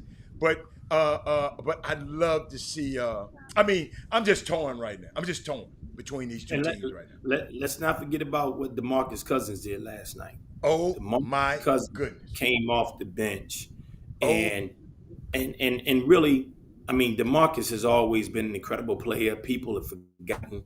The guy was one of the top 5 in the league, and to step up. If you realize what DeMarcus scored last night is what the Clippers won by. So DeMarcus coming off, banging with Aiden down low, getting those rebounds, a pure score, great footwork, contesting shots. Because Morris knee is bothering. Big kid down low was out last night. So Yeah. DeMarcus to come in, not play any minutes really, and come in that role and do what he did. What did he scored like 8 points off the bat. He can shoot the 3. He knows the game well, has great hands, and he's tough as hell. So, I mean, DeMarcus Cousins stepped up huge last night for the Clippers as well. Let's not Great forget point. that at all. Great point, Jimmy. Now, speaking of the Clippers, Coach Beard, want to ask you: is Kawhi Leonard out for the rest of the season? I think he is. I mean, of course, I've talked to Rajon. I haven't talked to Patrick, but no one really is saying or knows. To me, as a coach, I'm preparing for him not to come back. At the end of the day, injuries are part of the game, and one thing you don't want, especially from your star ball player, is to further an injury that they already have. And like Hatter just said, it's nut cutting time. People have to step up. Bobby Smurda has to step up, right? DeMarcus Cousins has to step up. No. Hey, Marcus P. Morris, y'all. Morris stepped up too now. Morris has to step up. P. Bev has always been stepping up and giving that energy coming off the bench. So, at the end of the day, I really don't think he's coming back. If he does come back, hopefully it could be in the NBA Finals, but I wouldn't risk it as an organization or a coach if he's not 100% fully, because he could re-aggravate that. So, one thing that people don't understand, man. These guys play through pain. They work as mules sometimes, man. And when you hear professional athletes retire and say, "Man, I can't even play my son one-on-one anymore. I can't walk down the stairs anymore because I've been shot up so many times in my knees." So, at the end of the day, you got to look at quality of life. And if he can't go 100%, I'm all for him sitting out. But T. Lue has shown the type of coach he is. P. Bev has shown the player that he is. And the Clippers have shown, like Joe said, the resilience that they have. So, hey, like you said, it's nut cutting times. And players got to play. Players got to play. Coach, I want you to take a look at some film and watch the sideline of the Clippers when Sam was coaching, Sam Cassell, and the 76ers. If you notice, he's sitting, his chair is different from everybody else's. He's sitting on a chair with a cushion on it. His back, from all the years he played in the NBA, his back still giving him problems. To this day, quality of life. That man would give up a lot of stuff to have his back where he can sit in a chair. If you notice, y'all, everybody else's chair is regular. He's sitting in a different chair because somebody else did that. I think Phil Jackson used to do. Phil Jackson had that high chair. Yes, Sam got the same problem that his back, man, is he never know when that back gonna act up. So you're right. These guys been playing through injuries for a long, long time. And but Kawhi, he's a free agent, y'all. He can be a free agent this year. I don't think he's gonna risk it. Now, here's what I'm gonna ask. Speaking of Kawhi, and this is a good question that I had, and also one of the viewers that are watching right now just basically stole my thunder that was coming. The optics of it. Every player that's been injured during the postseason, we have seen them on the bench in street clothes offering their moral and physical support. Kawhi, why isn't Kawhi on the bench with the team during these pivotal times? I mean, that's an incredible question. That's a great comment. One thing that I've definitely learned with being close to a lot of these pro athletes, assuming makes an ass out of you and me. So I'm not going to assume anything. Good point. It could be a great reason. It could be a logical reason. And Jim, shoot, it might not be. But I'm not smart enough, and I don't get paid much enough to guess that one right there. So but that's a great question. That's a great question, and maybe a question for and what I like to see more often than a lot of people assuming why he might be or why he not be. You should go to the source. Somebody asks Kawhi, "Hey Kawhi, why aren't you on the bench with the players?" And Kawhi might have a great response to that. But I honestly wouldn't even attempt to do that because who knows what's going on with somebody. Who knows what's going on. And Doug, I got a different comment about it. I expect that from him. He's an enigma. I expect for him to be up there with his mom and Uncle Dennis. I expect that from him. It don't surprise me. He's just an enigma. He just like that, man. He don't want. I mean, he's just a different guy, and we'll never get it out of him because hey, guess what? He's no obligation to talk to the press when he's sitting up there.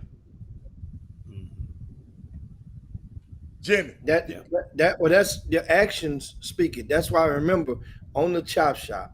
I think I don't know if I had text. Well, I think I had texted. We was in had up one of the shows after he had gotten injured and he was out. Like 2 days later, I texted you. I said, "Oh man, I got somebody that said he out for the year."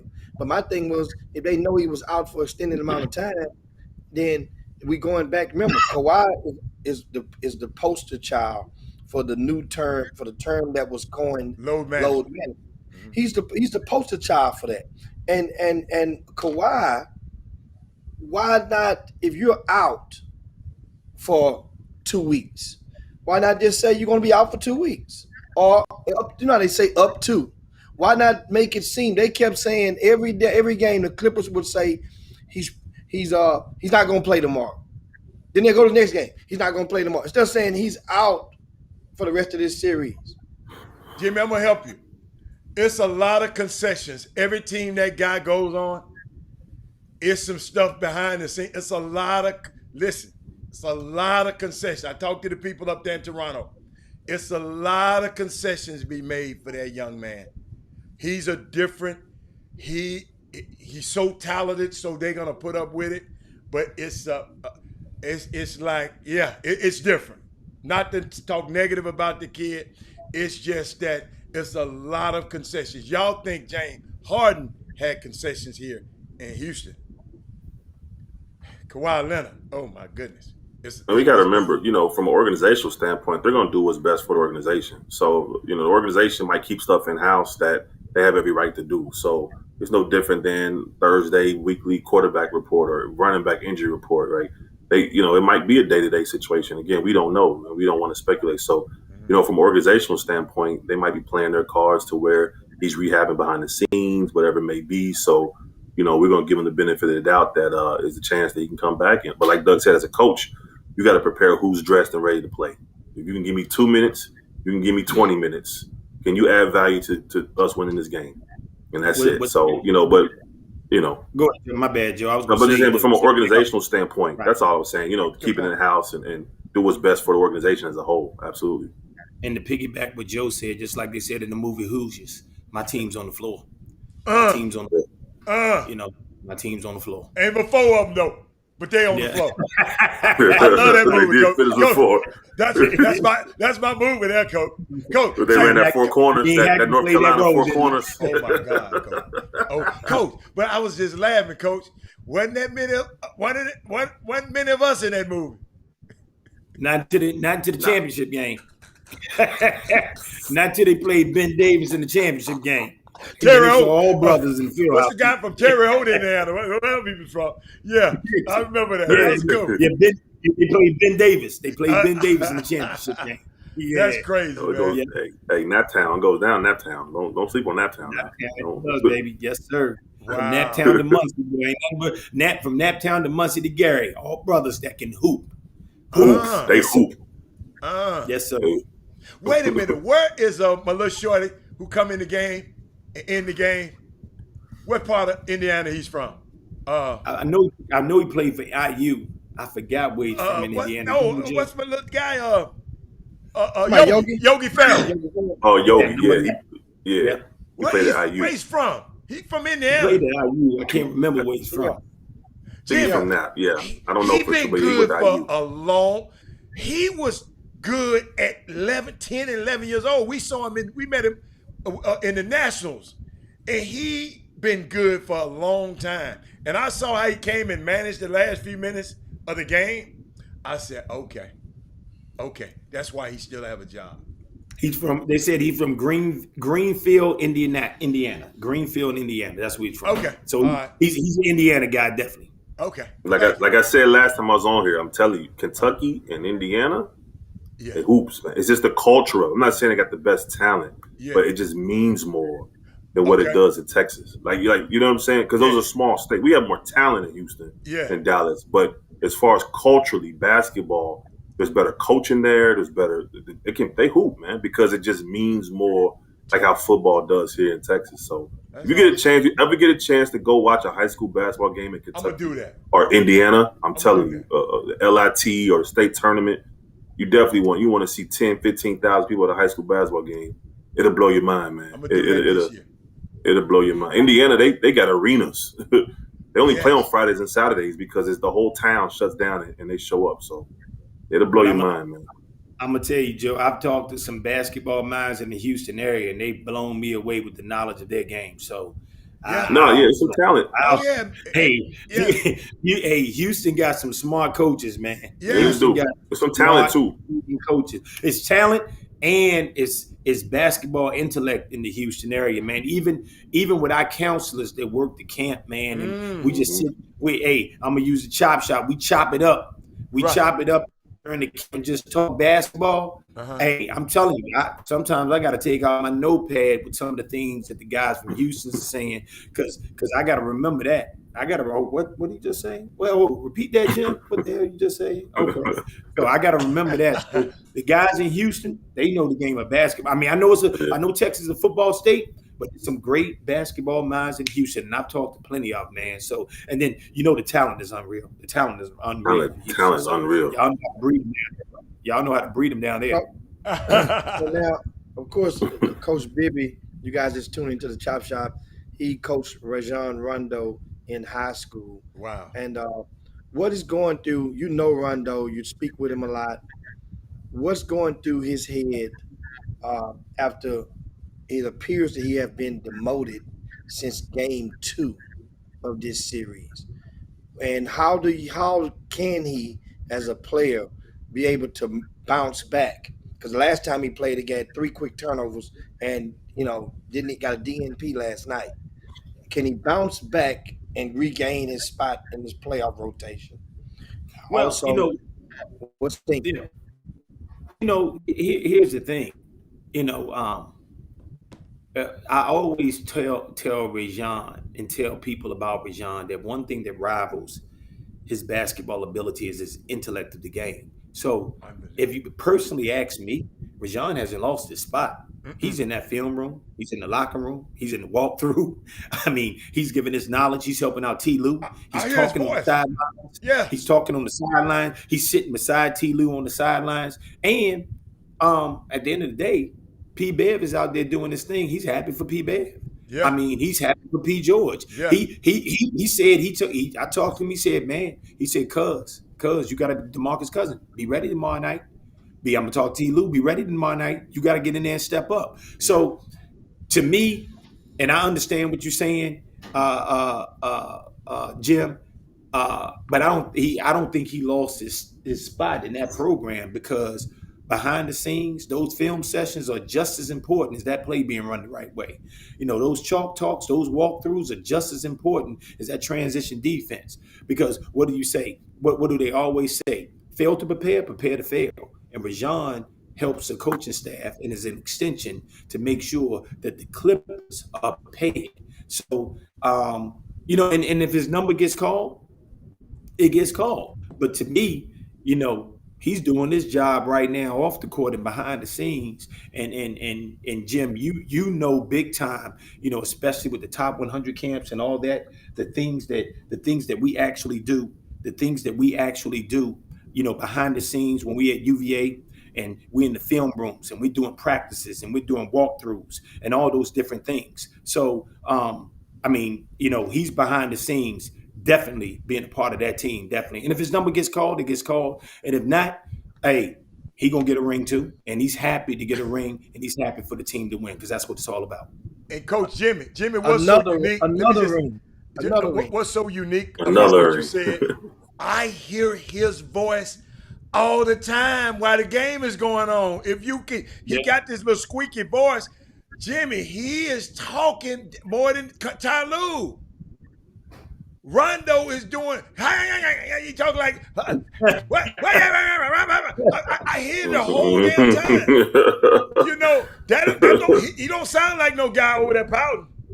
He is the coolest powder. He is the most vocal powder I have ever seen in my life. Then, cause he's talking about hey PG. I'm saying wow. But that's a great question though, Jimmy. But I hear his voice. No, I got. And Jimmy, that was an excellent question. And one thing and that's another thing, with the information that we were talking about Patrick and doing all the intangibles and the little things on the court. And Hatter, you brought up Rajon's talking. A great coach once told me, he said, hey, if all I hear are squeaking sneakers in my practice, I don't have a great team. Your voices have to be louder than your sneakers. So talking, communicating makes the game so much easier. And that's one thing that Rajon definitely does. Hold up. And PJ Tucker, he added that to that team out there because they was quiet. It's Church House Mouse out there at Milwaukee. And PJ Tucker talk on every play. He probably can talk underwater, PJ Tucker, I think. You know how you can't talk underwater. PJ Tucker, I think, can talk underwater. Jimmy. And of course that, we are almost about time to land the plane. I want to remind everybody, camp lockdown, July the 12th through the 16th. It's only a couple of weeks away in Houston, as Patrick Beverley will be. So if the Clippers make it to the championship, then how are we sure? Is Pat may not be there? I mean, they make it to the championship. He can't.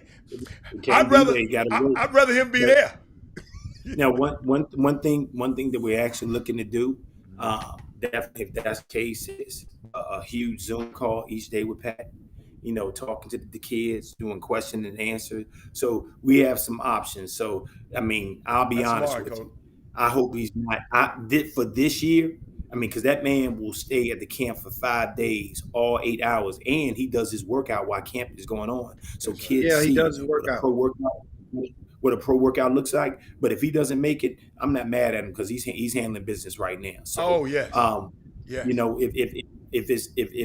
the Clippers don't win, which we are not hoping that to be the case, Patrick will be there. But hopefully the Clippers are going to continue winning, get that NBA ring. And we can Zoom Patrick in to talk to the kids on a consistent basis. And me knowing Patrick and the way y'all do things, he gonna figure out a way to make it up to those kids. He gonna figure out a way. Oh yeah, for sure. He gonna figure out a way to make it up to those kids. And I know we got to get off here, but true story. Patrick called Lisa and said, "Lisa, I don't want to do the camp if I can't be there." So me and Joe checked with the gym to see if we can get some other dates. They were all booked up. So we got to go with the date we got, because Patrick actually wanted to move the camp date because he knew they're going to win the NBA championship, but we couldn't get another camp date to do it. So we hope the parents understand, they work with us. And that's why Joe and I work so hard. We try to match the stardom that Patrick has with a quality camp for the kids and parents that they would truly enjoy, learn the game of basketball, and more importantly, learn how to be better people. That's great. Jimmy? CampLockdown.com, baby. CampLockdown.com. CampLockdown.com. All one word. All one word. All together. And that's boys and girls ages, I think 6 to 17. Yes, That will sir. be July the 12th to the 16th in Houston. Go to camplockdown.com for more info. Guys, we thank y'all for chopping it up with us on the Hold up, Chop before Shop. they go, on Jimmy. this Hold up, Tuesday. Jimmy. Melvin Dude just said, Robert Haller, don't worry about it. CP3 gonna make sure he have his behind at that camp. Just slow down, Melvin Dude. Just slow down, Melvin Dude. Hey. Just slow Where the down. love at? I like that though. I like that though. Jimmy, okay, Yeah, I didn't mean to interrupt you. You can get us out of here. Thanks a bunch, guys. Once again, though, thanks a bunch. We see you guys in a couple of weeks down in H-Town. Appreciate everything, man, and much success. Hey, and we really appreciate you guys. The best talk show, sports talk show on air, to the two OGs in Houston. Big ups to Houston. Big ups to Jim. Big ups to Hatter, man. We really appreciate you guys. And thank you guys for all that you do. So we out of here, There Jimmy? we go, man. Good. Yeah, Okay. yeah, good. We'll see y'all later. And so now, yeah, see you later. Look at him. We have some always news. trying to We have do some something. news for you, and that is a couple of interesting things that could not wait till tomorrow. Tomorrow we're there. Tomorrow is going to be the day for the name, image, likeness. We'll talk all about that on tomorrow. The NCAA's decision will be official on tomorrow. I also got a lot of stats and intel for you about some other states that are expected and have signed or expected to sign legislation during the midnight hour to get on par with the other states that are going to have laws going into effect on July the 1st. But I want to give props to young fella Francis Tiafoe. That's the tennis player. Yeah. Pulled off the major upset over the number 3 tennis player in the world. He's a black man, you know, and that's got it done. And also the young lady who pulled off the tennis upset as well. Young girl, what's her name? Sloane Stevens pulled off an upset as well. So you notice the energy level when those upsets take place. It's kind of crickets on that side, on the tennis side of the fence, but that is great news for both of them. Also, the Tokyo Olympics. I was looking through, of course, we talked about the young lady, Sha'Carri, last week from out of Dallas, Oak Cliff, right, who won that 100 meters and grabbed and just grabbed the hearts of America with a post during the process and with a post event interview. Well, I was looking on the men's side in the 200. The 17-year-old? Little Arion King Knighton broke Usain Bolt's record. He broke 2 records in 2 heats. He qualified for the Tokyo Olympics. He would have broken the high school record, but the fact that he turned pro, it cannot be acknowledged as a high school record. That was, of course, set by Noah Lyles, who Noah Lyles he's the young flavor of the bunch. But this kid, once again, Arion Knighton, he's 17 years old from out of Tampa, Florida. How about this, guys? His first major race event, that is, was in 2019. He just started running track. He ain't even learned how to run yet. He's he's straight Forrest Gumping right now. Doesn't even understand, for real. He broke Usain Bolt's record that stood since 2004. Once again, his first major event, he came in 5th place back in 2019. Just 2 years ago was his first major race that was in high school at the state. I had him queued up too, Jimmy, and I don't know what I did with it. He's a football star. Uh-huh. He had offers from Alabama, Auburn, Tennessee, Florida, Florida State, just to name a few. He was a star wide receiver. He's about 6'3", which is tall when you in reference to track and field. 6'3" is tall. He's the youngest guy. You know who Usain is 6'6", though. You know who Usain is about 6'5" or 6'6", right? Yeah, I'm saying, but understand. That's of course that's tall, but 6'3" is tall for the most part. And you're talking about I'm talking about sprinters, not pole vaulters but for sprinters, that's normally on the high. That's above the average threshold. It's not. Now once again, I was about to say, the young man Arion Knighton is the youngest player to make the Olympics on the boys' side since 1964. I think I got him, Jim. Man, I want to see that. He has a chance to win a gold medal. He runs the 200. Until them Jamaicans get hold to him. He has a chance, because if he can make the time, is the time. All you have to do, understand, there's nobody going to be in the stadium but 10,000 people in the stands, spectators, that is. So it's not like an abundance of noise going to make him he's going to probably be nervous, obviously. He won't be the only one that nervous at the Olympics. Half the damn field going to be their first time running in the Olympics. Now, what lane he's going to get, it can help. I think he was in lane 5 when he set that record the other day. But I wanted to make sure, and also I went out counting up, Adam, the amount of men and women under the age that are 21 years old or younger. That are 21 years old or younger who qualified for the USA track and field team that's representing the country in the Tokyo Olympics. And on the men's side, there are 5. I'm sorry, I count 4. 4 men, 3 women that are 21 and younger. Youth is served. That's pretty good. Remember, we have in addition to Arion in the 100, in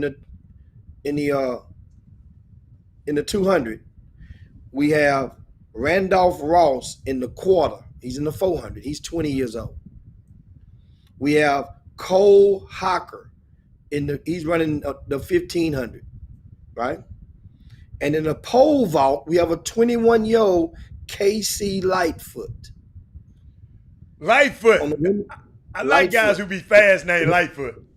He's pole vault. He's Lightfoot, light on his feet. Oh, okay, okay. He's pole vault. And the women's side, of course, we have Sha'Carri Richardson from Dallas. She's in the 100. In the 400 hurdles, we have another 21-year-old, Sydney McLaughlin. And then also in the triple jump, Jasmine Moore is only 20 years old. So could have saved that for Women Rock Wednesday. No, that's all right. Women rock every day, remember? But no, I got the young fella running that thing, Jimmy. I think I got him. It ain't gonna take but a second. I got him running that thing. And this guy in lane 6 broke Usain Bolt's world under 18 200-meter record. He turned pro, and that's the only reason why he will not get credit for having broken Noah Lyles' high school national record. He ran 20.04 in his opening round. Yeah, he's big, only 17, but I guarantee you he is going to factor in this race. He's in lane 6. He's already got this guy's attention, Noah Lyles. Noah Lyles can go too now, Jimmy. Jimmy, they can hear us. They can hear us. Noah Lyles is he was a young dude kicking everybody's ass before. In contention around this way, he got him right here, Jimmy. I'm not worried about the second half of this race. That's his strength. He turned that thing on about right there. The 17-year-old in the middle of the track. The 17-year-old's going to beat the world champ as he eases and he held up on him. Goes through in a 1988. He ran out of the building. This is what I like, Jim.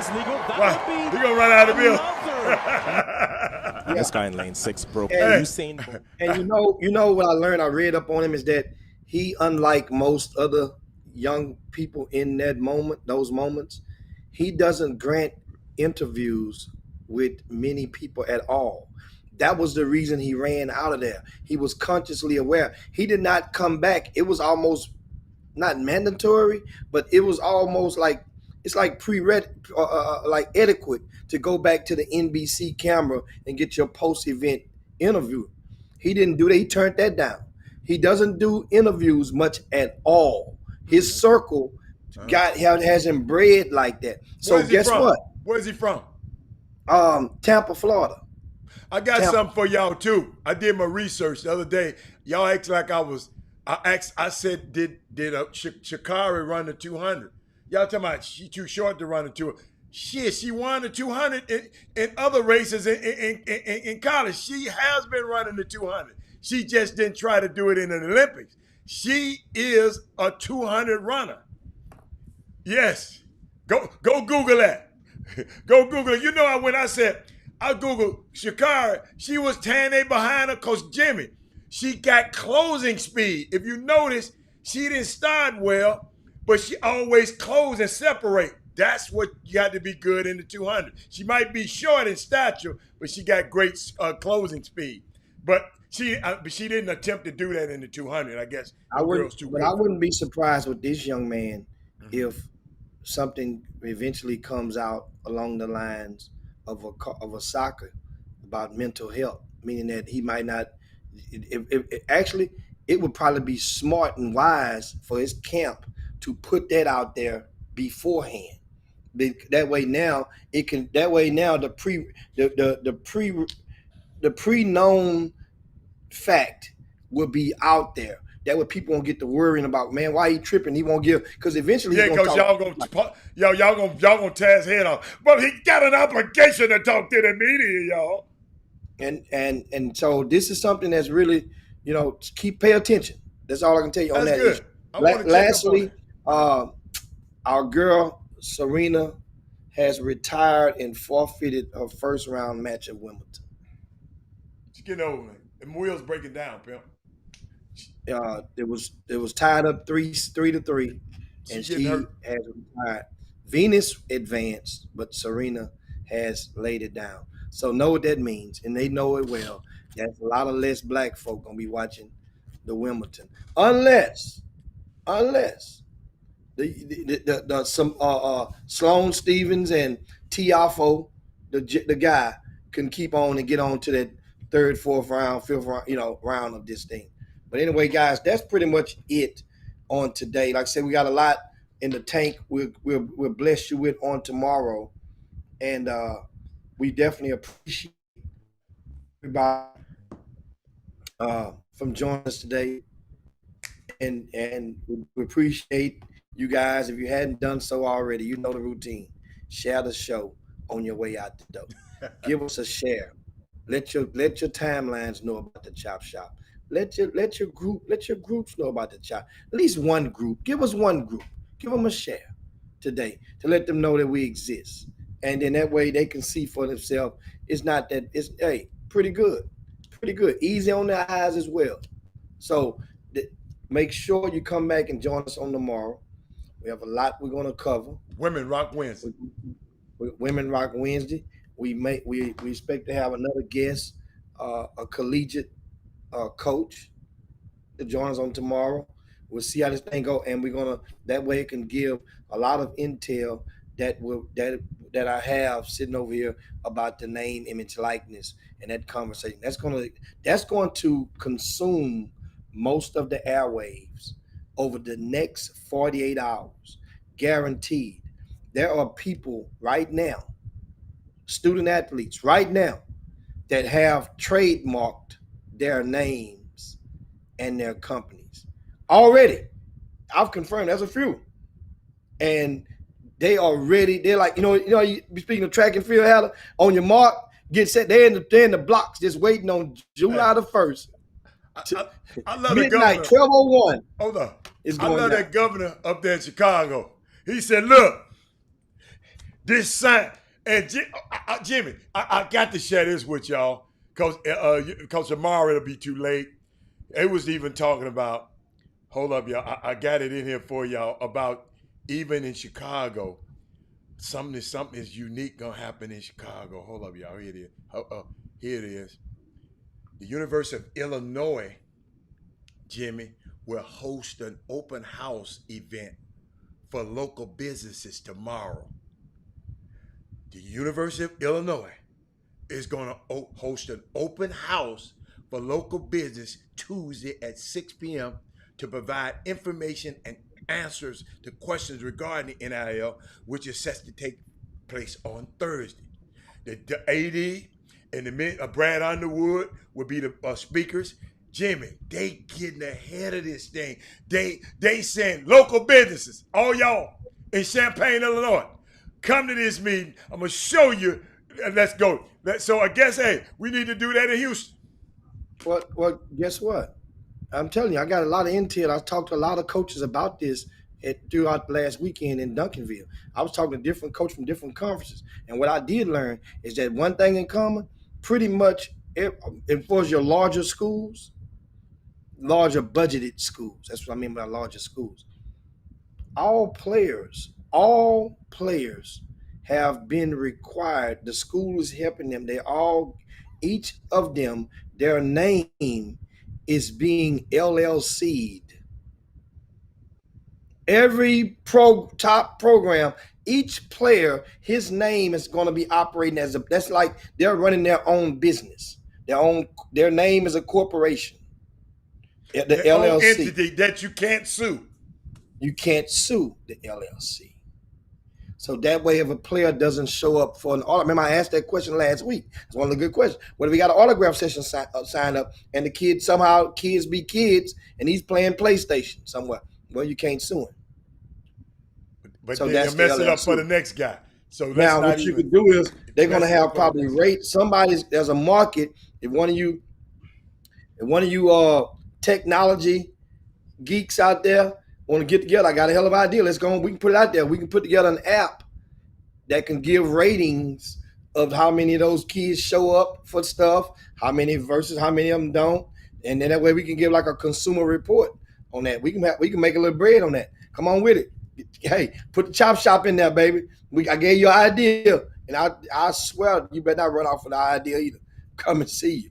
But anyway, that's all for now. We'll talk about name, image, likeness, and a lot more on tomorrow. You guys be safe out there. Of course, and Rod, I'll get your question. We get later on and on tomorrow. Rod was messing with you. He asking for a friend. How long did you stay at that game last night when y'all was getting y'all head told clean off the bone last night? No, you wasted. No, the score was tied. It was tied 4-4 when I off the bone. Where they shouldn't have hit. They shouldn't have got that hit. Dude shouldn't have loaded the base for them to get on that 4-4. They should have ran them on out of that 4-2 and ran them on out of the building. Yes. Hey, let me tell y'all something. I like the Astros, but you and Mindy just get on my nerves. You, Mindy, I think it's Sonya. So I just wanted to see how y'all felt last night. I know you left early, Jim. Jimmy, hold up. All the people in the seat behind it, what you call them seats behind the home plate? They was gone like a turkey. I was sitting right there behind the dugout. Dude, them people was out of there, man, last night. But Polar Astros, I hope they win tonight because I like Dusty Baker. See, as much as I hate y'all loving Astros, I like Dusty Baker. So I'm torn. But we'll see y'all later. We out of here. Now, Astros still in first place, though. I want you, in case you asked, for their friend, they're still in first place. Yeah. Comfortable. And then you took Mike. You had Michael out there, too. Michael Smith, yeah, you get tortured out there with that mess. Soon as y'all go out there and lose, don't y'all show up no more. No, don't. Icy Mike don't need to show up no more. I left. They wasn't losing. They wasn't losing when I left. 4-4. Wasn't losing. Why you leave so early? Well, because when you go to the Astros game, you know me, I'm gonna find the deal on how to save a little money. So you go to the restaurant, you park at the restaurant, get some happy hour in for the game, and take the Uber from there. Don't tell everybody our secret. I ain't say which restaurant. Oh, I've been doing that for years. Okay. So but the restaurant closes at 10:00 on weeknights. Restaurants. So you got to leave at 9:30. Okay. So you can be that way. Car ain't out there in the parking lot by itself. Okay. So that's how it goes. We had to leave at 9:30. Oh my God. Hey man, we can't wait to talk about Scottie Pippen tomorrow. Scottie Pippen off chain, man. We can't wait to talk about him tomorrow. But we out of here, man. We got to go. Anyway, guys, we'll see you tomorrow, man. It's time to slide down Dino's back and yabba dabba do this thing. For Robert Alice, Jim Hicks. Peace. We are the Chop Shop. See you tomorrow. We up out of here. Jim Hicks. Rob Hatter. You are now tuned in to the Chop Shop. I'm Retro. Let's get it. We in the Chop Shop. We live in the Chop Shop. We talking sports talk. We live in the Chop Shop. We in the Chop Shop. I'm talking sports talk. So turn your dials up. It's live in the Chop Shop. We in the Chop Shop. We live in the Chop Shop. We talking sports talk. We live in the Chop Shop.